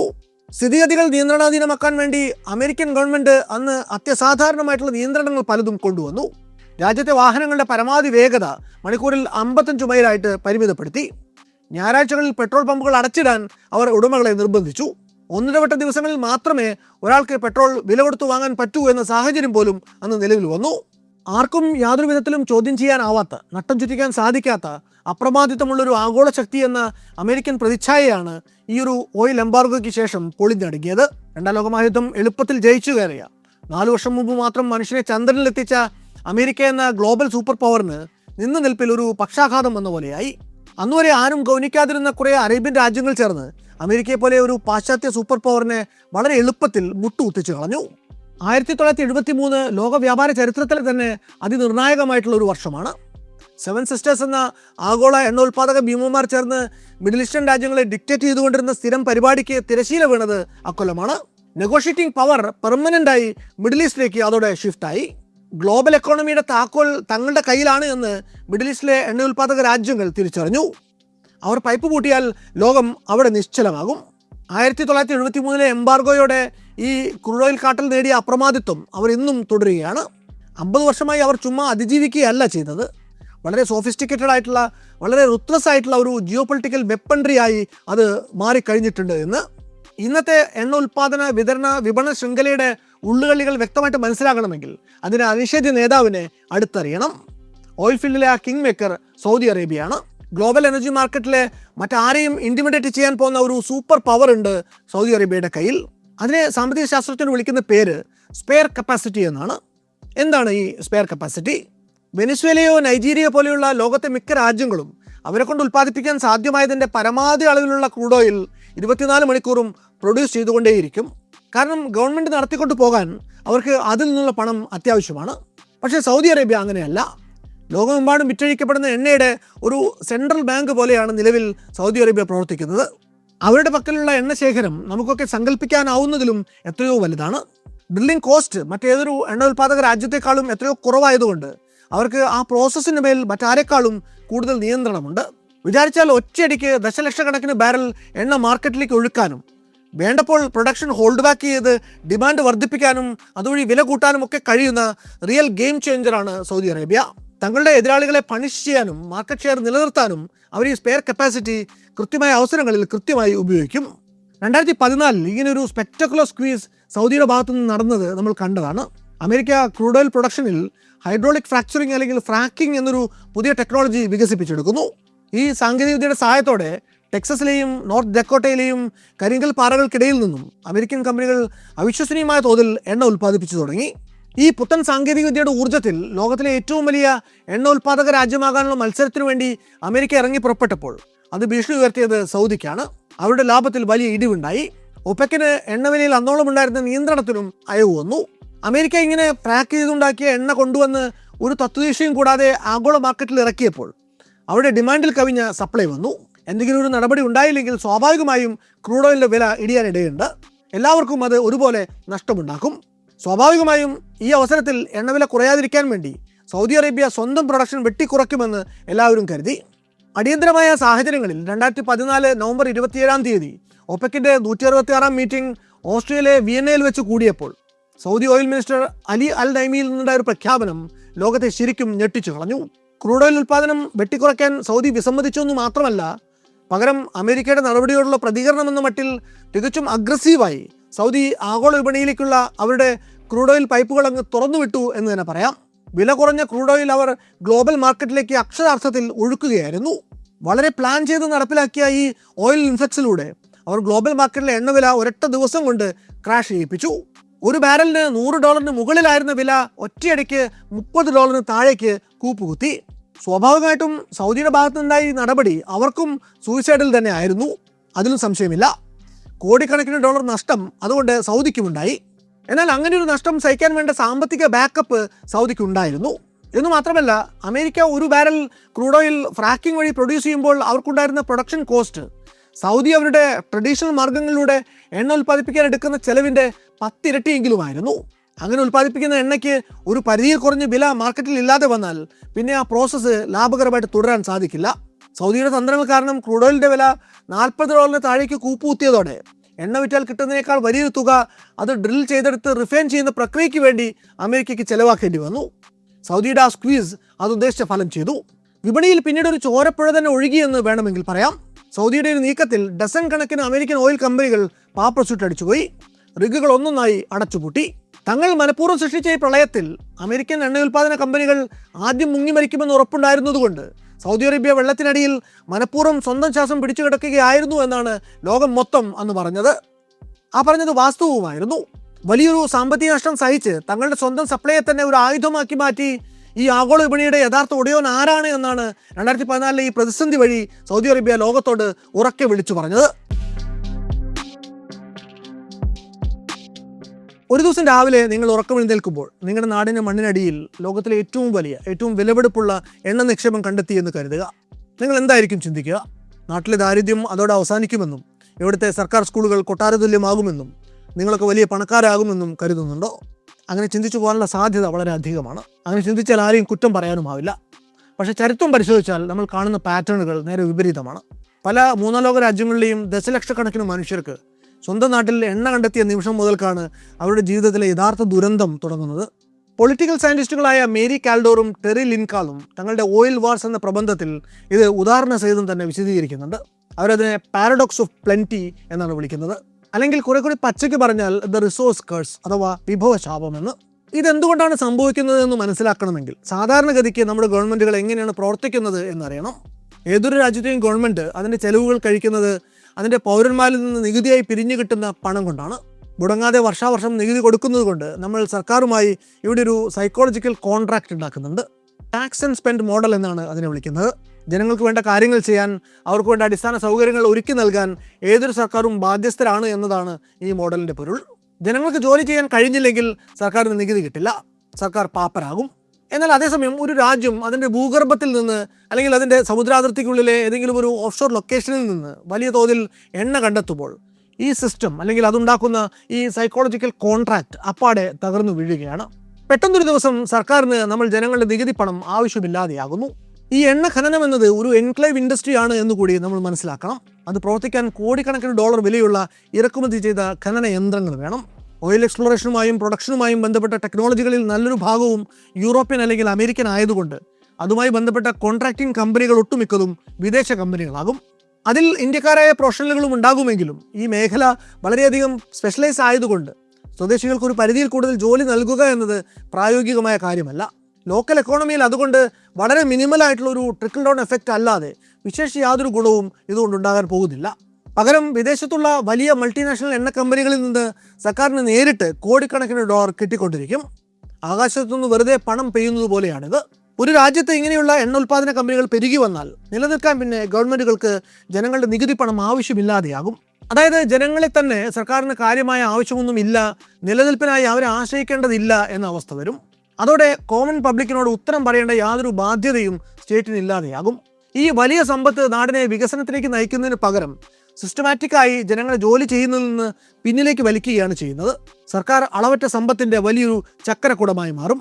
സംരംഭങ്ങൾ നടത്തിയോ കഷ്ടപ്പെട്ടോ പണമുണ്ടാക്കുന്നതിന് പകരം അധികാരത്തിൽ പിടിമുറുക്കി ആ ചക്രക്കുടത്തിൽ കൈയിട്ട് വാരി നക്കാൻ എല്ലാവരും ശ്രമിക്കും. സർക്കാർ തങ്ങളുടെ ഇഷ്ടക്കാർക്കും സ്വന്തക്കാർക്കും മാത്രമായി വലിയ കോൺട്രാക്റ്റുകളും ക്യാഷുമൊക്കെ വാരിക്കോരിക്കൊടുക്കും. പകരം അവർക്ക് കണക്കില്ലാത്ത ബ്ലാക്ക് മണി കിക്ക് ബാക്കിൻ്റെ രൂപത്തിൽ കിട്ടുകയും ചെയ്യും. കാലക്രമേണ ഈ പരിപാടി സർക്കാരിനെ മൊത്തത്തിൽ പൊള്ളയാക്കും. പബ്ലിക് അഡ്മിനിസ്ട്രേഷൻ എന്നത് വളരെ കുറച്ചു പേർക്ക് മാത്രം പണം കുന്നുകൂട്ടാനുള്ള ഒരു വഴിയായിട്ട് മാറും. ഈ പരസ്പര സഹായ സഹകരണ സംഘത്തിൻ്റെ നെറ്റ്വർക്കിന് പുറത്താകുന്ന സാധാരണക്കാരിൽ സാധാരണക്കാർ സ്വാഭാവികമായും കൊടും ദാരിദ്ര്യത്തിലേക്ക് കൂപ്പുകുത്തും. നാട്ടിലെ ജനങ്ങൾക്കിടയിൽ ഡിജിറ്റൽ ഡിവൈഡ് വ്യാപകമാകും. ഒന്നുകിൽ കോടീശ്വരൻ അല്ലെങ്കിൽ പരമദരിദ്രൻ എന്നതായിരിക്കും ജനത്തിൻ്റെ സ്റ്റാറ്റസ്.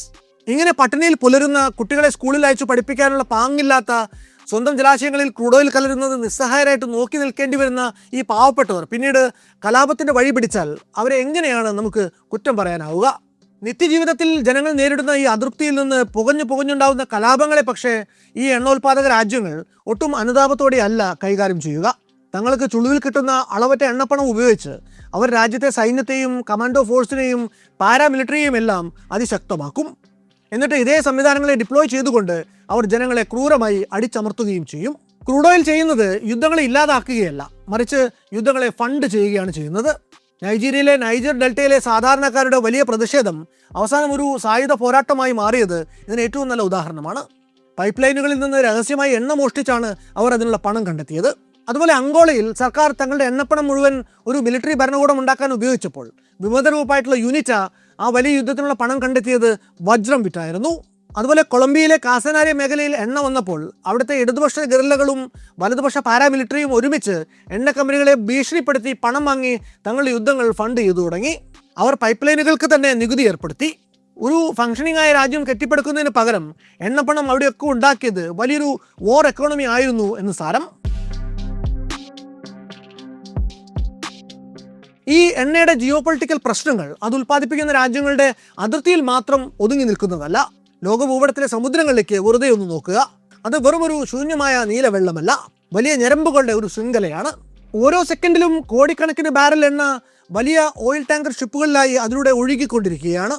ഈ പടുകൂറ്റൻ കപ്പലുകൾക്ക് കടന്നു പോകാൻ ഭൂമിശാസ്ത്രപരമായി വളരെ ഇടുങ്ങിയ ചില വഴികളുണ്ട്. നമ്മളതിനെ ചോക്ക് പോയിന്റുകൾ എന്ന് വിളിക്കും. ഈ ഇടുങ്ങിയ കടലിടുക്കുകൾ ആരുടെ കയ്യിലാണോ ആധുനിക ലോകത്തിൻ്റെ നിലനിൽപ്പിൻ്റെ താക്കോലും അവരുടെ കയ്യിലാണ് എന്ന് സാരം.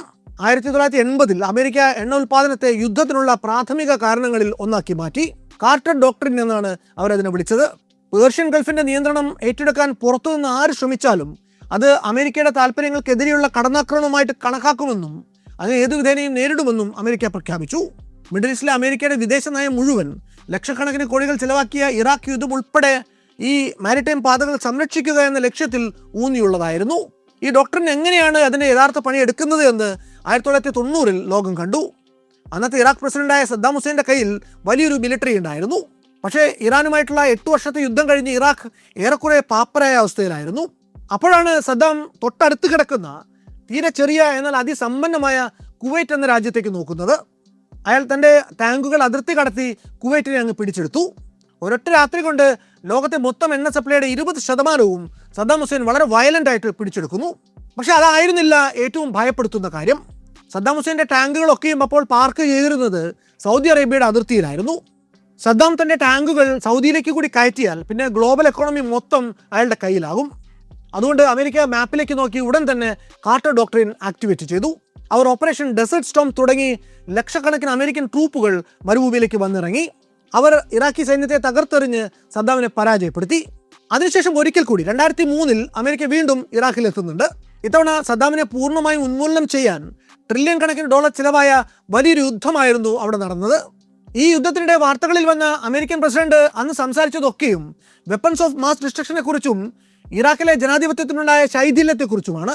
എന്നാൽ ഇറാഖിൻ്റെ മാപ്പിലേക്കും കാർട്ടർ ഡോക്ട്രിൻ്റെ ഹിസ്റ്ററിയിലേക്കും ഒന്ന് നോക്കിയാൽ നമുക്ക് ഈ യുദ്ധത്തിൻ്റെ യഥാർത്ഥ കാരണങ്ങൾ കൃത്യമായി മനസ്സിലാകും. ലോകത്തെ ഏറ്റവും വലിയ ഏറ്റവും വില കുറഞ്ഞ എണ്ണ ശേഖരത്തിന് മുകളിലാണ് ഇറാഖ് ഇരിക്കുന്നത്. അമേരിക്ക ആ എണ്ണയുടെ താക്കോൽ തങ്ങളുടെ കയ്യിലാക്കുകയായിരുന്നു ഈ യുദ്ധത്തിലൂടെ.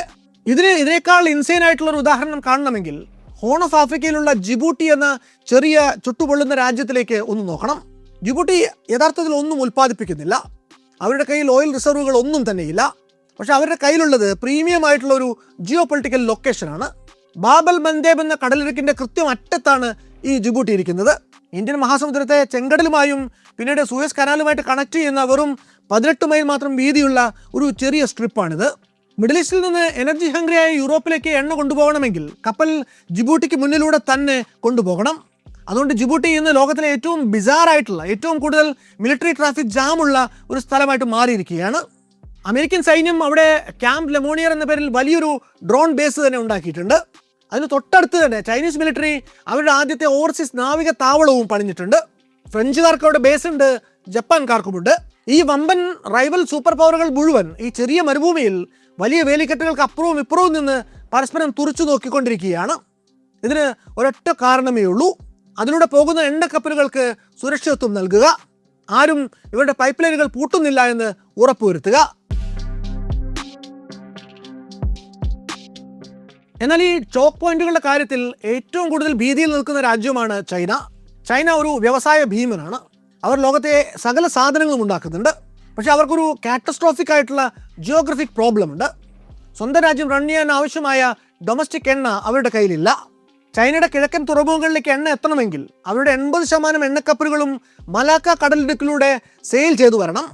മലേഷ്യയ്ക്കും ഇന്തോനേഷ്യയ്ക്കും ഇടയിലുള്ള വളരെ ഇടുങ്ങിയ ഒരു കപ്പൽ പാതയാണ് മലാക്ക കടലിടുക്ക്. ഏറ്റവും ഇടുങ്ങിയ ഭാഗത്ത് വെറും 2.8 കിലോമീറ്റർ മാത്രമാണ് അതിൻ്റെ വീതി. ജിയോ പൊളിറ്റിക്സിൽ ഇതിനെ മലാക്ക ഡിലേമ എന്നാണ് പറയുന്നത്.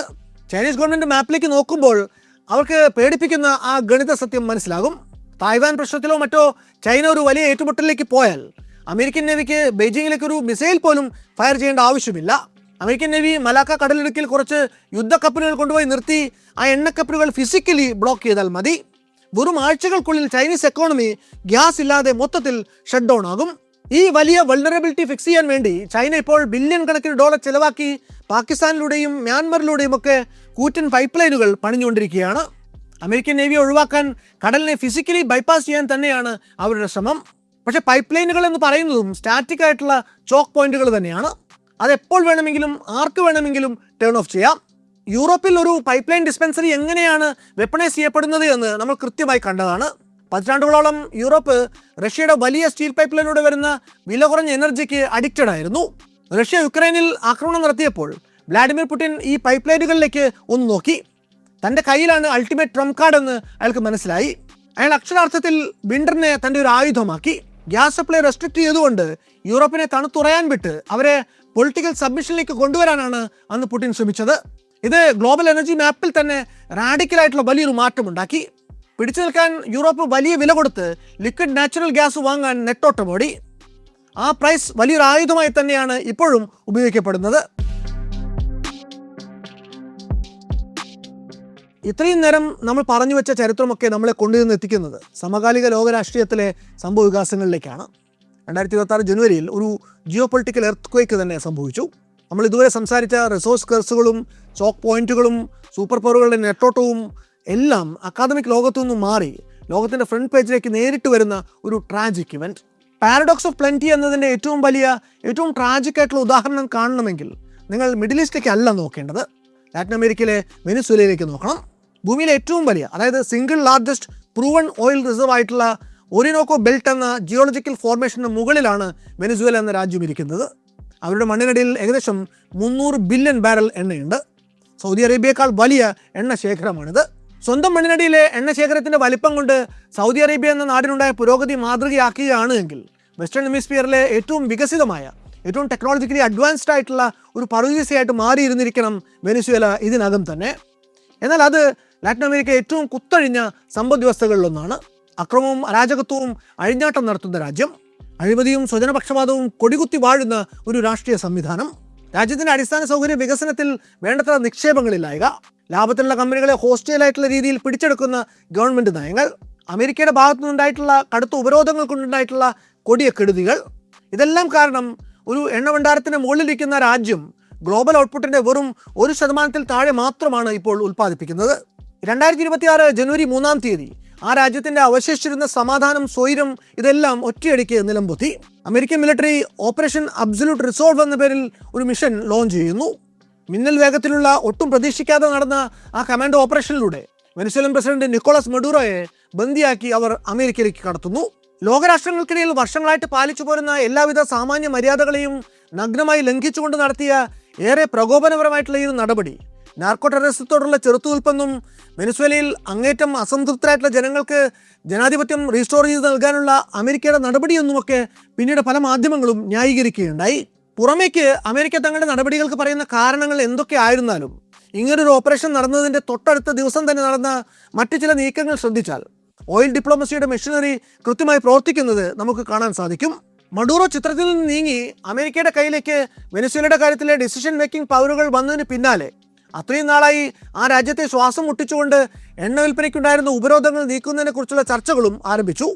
വെനിസ്വേലയുടെ എണ്ണ വിൽപ്പനയിലും അമേരിക്ക നേരിട്ടുള്ള സ്വാധീനങ്ങൾ ചെലുത്തി തുടങ്ങുന്നു. തകർന്നു കിടക്കുന്ന സ്റ്റേറ്റ് ഓൺഡ് ഓയിൽ ഇൻഡസ്ട്രിയെ വളരെ അഗ്രസീവായി തന്നെ സ്വകാര്യവൽക്കരിക്കാൻ വേണ്ടി അമേരിക്ക സ്വാധീനം ചെലുത്തുന്നു. എന്തിനായിരിക്കും ഇത്രയും മാസീവായിട്ടുള്ള, കോൺട്രവേഴ്ഷ്യൽ ആയിട്ടുള്ള ഒരു മിലിറ്ററി ഗ്യാമ്പിൾ വെനിസ്വേലയുടെ കാര്യത്തിൽ അമേരിക്ക കൈക്കൊണ്ടത്?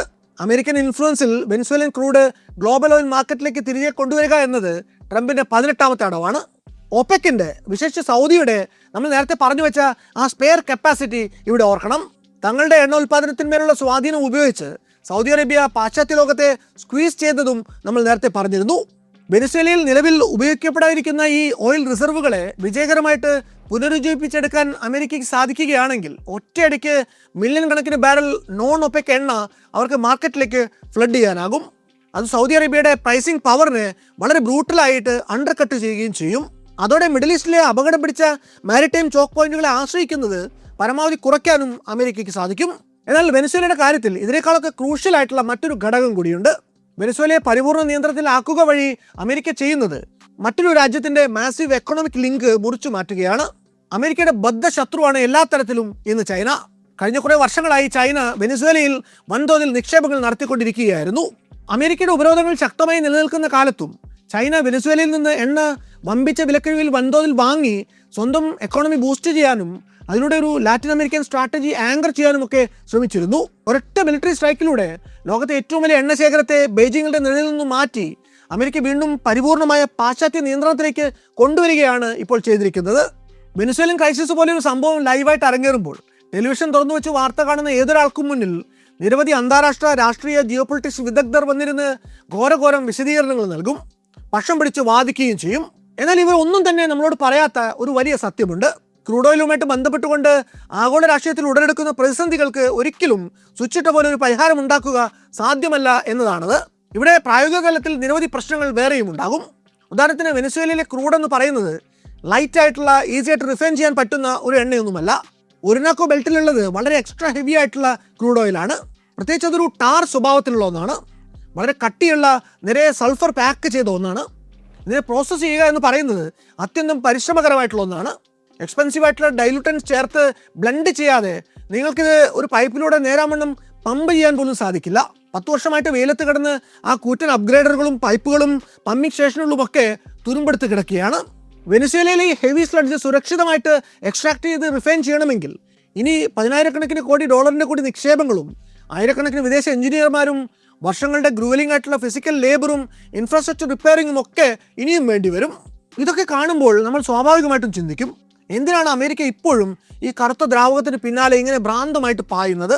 കേവലം വണ്ടി ഓടിക്കാൻ വേണ്ടി മാത്രമാണോ? അല്ല, അവിടെയാണ് ക്രൂഡ് ഓയിൽ ലോകത്തിന് നൽകിയ ഏറ്റവും വലിയ എന്നാൽ ഏറ്റവും അദൃശ്യമായിട്ടുള്ള ആയുധത്തെക്കുറിച്ച് നമ്മൾ അറിയേണ്ടത്. ഒരൊറ്റ വെടിയുണ്ട പോലും പായിക്കാതെ ലോകം മുഴുവൻ അടക്കി ഭരിക്കാൻ അമേരിക്കയെ സഹായിക്കുന്ന അവരുടെ അൾട്ടിമേറ്റ് വെപ്പൺ, അതാണ് പെട്രോ ഡോളർ. നമുക്ക് 1974 ഒന്ന് തിരിഞ്ഞു നോക്കാം. ഒപെക്കിന്റെ ആ വലിയ എണ്ണ ഉപരോധത്തിന് തൊട്ടു പിന്നാലെ അമേരിക്കൻ എക്കോണമി അക്ഷരാർത്ഥത്തിൽ താഴേക്ക് കൂപ്പുകുത്തിയിരുന്നു. പിടിച്ചു നിൽക്കാൻ മറ്റു വഴികളൊന്നും ഇല്ലാതെ വന്നപ്പോൾ അമേരിക്കൻ ഗവൺമെന്റ് അതീവ രഹസ്യമായി സൗദി അറേബ്യയുമായിട്ട് ഒരു ഡീൽ ഉണ്ടാക്കി. അവർ സൗദി രാജകുടുംബത്തോട് ഇങ്ങനെ പറഞ്ഞു, ഞങ്ങൾ നിങ്ങൾക്ക് ആവശ്യമുള്ളത്ര ആയുധങ്ങൾ തരാം, നിങ്ങളുടെ രാജ്യത്തിൻ്റെ സുരക്ഷ ഞങ്ങൾ ഗ്യാരണ്ടി ചെയ്യാം, പകരം നിങ്ങൾ ഞങ്ങൾക്ക് വേണ്ടി ഒരൊറ്റ കാര്യം ചെയ്താൽ മതി, നിങ്ങൾ വിൽക്കുന്ന ഓരോ ബാരൽ എണ്ണയുടെയും വില ഗ്ലോബൽ മാർക്കറ്റിൽ അമേരിക്കൻ ഡോളറിൽ മാത്രമായിരിക്കണം. അന്ന് സൗദി അതിന് സമ്മതിച്ചു. ഒരൊറ്റ ഹാൻഡ് ഷേക്കിലൂടെ പെട്രോൾ ഡോളർ അവിടെ ജനിക്കുകയായിരുന്നു. ഇത് വല്ലാത്തൊരു ഫിനാൻഷ്യൽ ചീറ്റ് കോഡായിരുന്നു. ഒന്ന് കണക്കൂട്ടി നോക്കിയാൽ അത് മാജിക് മനസ്സിലാവും. ലോകത്തുള്ള സകല രാജ്യങ്ങൾക്കും നിലനിൽക്കാൻ എണ്ണ വേണമെന്നിരിക്കെ അതിന് സൗദി ഡോളർ മാത്രമേ വാങ്ങുകയുള്ളൂ എന്ന് വന്നാൽ ലോകരാജ്യങ്ങളെല്ലാം തങ്ങളുടെ സെൻട്രൽ ബാങ്കുകളിൽ വലിയ തോതിൽ അമേരിക്കൻ ഡോളർ സൂക്ഷിക്കാൻ ഫിസിക്കലായി നിർബന്ധിതരായിരിക്കുകയാണ് അതോടെ ചെയ്യുക. സ്വന്തം കറൻസി തകരുമെന്ന പേടിയില്ലാതെ ട്രില്യൺ കണക്കിന് ഡോളർ അച്ചടിക്കാനും ലോകം മുഴുവൻ തങ്ങളുടെ മിലിറ്ററി സാമ്രാജ്യം കെട്ടിപ്പടുക്കാനും അമേരിക്കയെ പിന്നീട് സഹായിച്ചത് ഈ പെട്രോ ഡോളർ സിസ്റ്റമാണ്. അമേരിക്കയുടെ ഫിനാൻഷ്യൽ സാമ്രാജ്യത്തെ താങ്ങി നിർത്തുന്ന ആ വലിയ നങ്കൂരം അക്ഷരാർത്ഥത്തിൽ ഈ എണ്ണയായിരുന്നു. പക്ഷേ ചൈനയും റഷ്യയും ഡോളറിനെ ഒഴിവാക്കാൻ, അതായത് ഡീ ഡോളറൈസേഷന് പോകാൻ ശ്രമിക്കുന്നതോടെ ലോകം മുഴുവൻ ഈ കറുത്ത ദ്രാവകത്തിൻ്റെ ഉപയോഗം വളരെ പതുക്കെ കുറയ്ക്കാൻ ശ്രമിക്കുന്നതോടെ ആ നങ്കൂരത്തിനാണ് യഥാർത്ഥത്തിൽ ഇളക്കം തട്ടാൻ തുടങ്ങുന്നത്. എണ്ണ ഇല്ലാതെയായാൽ പെട്രോ ഡോളർ ഇല്ലാതെയാകും. അത് അമേരിക്കയുടെ ഗ്ലോബൽ സുപ്രീമസിയെ ഒന്നാകെ തകർക്കുകയും ചെയ്യും. സ്വന്തം കറൻസിയുടെയും സാമ്രാജ്യത്തിൻ്റെയും നിലനിൽപ്പ് അപകടത്തിലാണ് എന്ന് മറ്റാരെക്കാളും നന്നായി അമേരിക്കയ്ക്ക് അറിയാം. ഈ 2026 ലോകത്തിൻ്റെ ഒരു കോണിൽ ഇസ്രായേലും ഇറാനും തമ്മിൽ നേരിട്ട് കൊമ്പുകോർക്കുമ്പോൾ, ലെബനനിലും ഗാസയിലും യുദ്ധഭീതി കനക്കുമ്പോൾ അതിനെയെല്ലാം അദൃശ്യമായിട്ടുള്ള ചാലകശക്തി ഈ കറുത്ത ദ്രാവകം തന്നെയാണോ എന്ന് നാം സംശയിക്കേണ്ടിയിരിക്കുന്നു. കുറച്ചു ദിവസങ്ങൾക്ക് മുമ്പ് സൗദിയിലെ അറാംകോയുടെ റാസ് തനൂറ റിഫൈനറിക്ക് നേരെ ഒരു ഡ്രോൺ ആക്രമണം നടന്നിരുന്നു. ലോകത്തിലെ ഏറ്റവും വലിയ ഓയിൽ ടെർമിനലുകളിൽ ഒന്നാണത്. അവിടെ എങ്ങാനും ഒരു തീപ്പരി വീണാൽ അത് കത്തുന്നത് സൗദിയിൽ മാത്രമായിരിക്കില്ല. വാഷിങ്ടണിലെ വൈറ്റ് ഹൗസിലും ബീജിംഗിലെ സാമ്പത്തിക ഇടനാഴികളിലും കൂടി അതിൻ്റെ കോലാഹലങ്ങൾ ഉണ്ടാകും. ഇറാനെതിരെ ഇപ്പോൾ ഇസ്രായേലും അമേരിക്കയും നടത്തുന്ന സൈനിക നീക്കങ്ങൾ വെറും അതിർത്തി തർക്കങ്ങൾ മാത്രമല്ല, അത് ഹോർമുസ് കടലിടുക്കിലൂടെയുള്ള എണ്ണയുടെ ഒഴുക്ക് നിയന്ത്രിക്കാൻ വേണ്ടിയുള്ള ഒരു പോരാട്ടം കൂടിയാണ്. ലോകത്തിലെ എണ്ണയുടെ 1/5 ഒഴുകുന്ന ആ വഴി ഇറാൻ ബ്ലോക്ക് ചെയ്യുകയാണെങ്കിൽ അപ്പോൾ തകർന്നു പോവുക നമ്മൾ നേരത്തെ പറഞ്ഞ അമേരിക്കയുടെ ആ പെട്രോ ഡോളർ സാമ്രാജ്യമാണ് എന്നത് മാത്രമാണ് ഇവിടെ പ്രസക്തമായ ഒരേ ഒരു കാര്യം. ഓൾട്ടർനേറ്റീവ് എനർജിയെക്കുറിച്ചുള്ള സംസാരങ്ങൾ ഇന്ന് ലോകത്തിൻ്റെ പല കോണുകളിലും അരങ്ങേറുന്ന പല ശില്പശാലകളിലും വാദോരാതെ നടന്നു വരുന്നുണ്ട്. ഇലക്ട്രിക് കാറുകളെക്കുറിച്ചും സോളാർ പാനലുകളെക്കുറിച്ചും കാറ്റാടി യന്ത്രങ്ങളെക്കുറിച്ചും അവയിൽ പലരും വാചാലരാകും. കൂടുതൽ മികച്ച ബാറ്ററികൾ നിർമ്മിക്കുന്നതിനെക്കുറിച്ചും കാർബൺ ഫുട് പ്രിൻ്റ് ചുരുക്കുന്നതിനെക്കുറിച്ചും ഗ്രേറ്റ് ഗ്രീൻ ട്രാൻസിഷനെക്കുറിച്ചുമൊക്കെ അവിടെ ഏറെ ഭാവനാസമ്പുഷ്ടമായ പരാമർശങ്ങൾ ഉണ്ടാകാറുണ്ട്. എന്നാൽ ക്രൂഡ് ഓയിലും അതിൻ്റെ റിഫൈൻഡ് ഉൽപ്പന്നങ്ങളും കൂടി പരിഹരിക്കുന്ന ലോകത്തിൻ്റെ ഊർജ്ജാവശ്യങ്ങൾ പരിഗണിക്കുമ്പോൾ ഈ ഓൾട്ടർനേറ്റ് സോഴ്സസ് ഓഫ് എനർജി എത്ര നിസ്സാരമായ പങ്കാണ് വഹിക്കുന്നത് എന്ന് നമുക്ക് ബോധ്യപ്പെടും. കാര്യങ്ങൾ ഇപ്പോഴും കെട്ടിത്തിരിയുന്നത് ക്രൂഡ് ഓയിലിൻ്റെ ശേഖരങ്ങളെയും അവയുടെ നിയന്ത്രണത്തെയും ചുറ്റിപ്പറ്റി തന്നെയാണ് എന്നർത്ഥം. ഒരുപക്ഷെ ഇപ്പോഴും ഈ 2026 ഭൗമരാഷ്ട്രീയത്തിൻ്റെ ഈ ചതുരംഗക്കളത്തിൽ കരുവായി മാറുന്ന രാജ്യങ്ങളെയും അവരുടെ തലവന്മാരെയും ദിനംപ്രതി എന്നോണം നമ്മൾ കണ്ടുകൊണ്ടിരിക്കുന്നതും അതുകൊണ്ട് തന്നെ ആവണം. ഭൂമിക്കടിയിൽ നിന്ന് കുഴിച്ചെടുക്കുന്ന ക്രൂഡ് ഓയിലിൻ്റെ ശേഖരങ്ങളെ നിയന്ത്രണത്തിലാക്കാൻ വേണ്ടി മാത്രം ഏത് രാജ്യത്തെയും ആക്രമിക്കാനും അവിടുത്തെ സുപ്രീം ലീഡർമാരെ ഡ്രോണുകളും ഗൈഡഡ് മിസൈലുകളും ഒക്കെ ഉപയോഗിച്ച് സർജിക്കൽ പ്രിസിഷനോടുകൂടി എലിമിനേറ്റ് ചെയ്യാനും മറ്റു ചില രാജ്യങ്ങളുടെ രാജ്യത്തലവന്മാരെ രാഖിരാമനം തട്ടിക്കൊണ്ടുപോയി വിചാരണ ചെയ്ത് വധിക്കാനും വേണ്ടി വന്നാൽ ലോക ഭൂപടം തന്നെ മാറ്റിവരയ്ക്കാനും ഇന്നും ലോകത്തിലെ വൻ ശക്തികൾ തയ്യാറാണ്. കാരണം ഈ ഭൂലോകത്തിൻ്റെ ഓരോ സ്പന്ദനവും നിലനിൽക്കുന്നത് മാലോകർക്കിടയിലെ സ്നേഹത്തിൻ്റെയോ സമാധാനത്തിൻ്റെയോ ബലത്തിലല്ല, മറിച്ച് ക്രൂഡ് ഓയിൽ എന്ന് വിളിക്കപ്പെടുന്ന ആ കറുത്ത സ്വർണത്തിൻ്റെ തിളക്കത്തിലാണ്.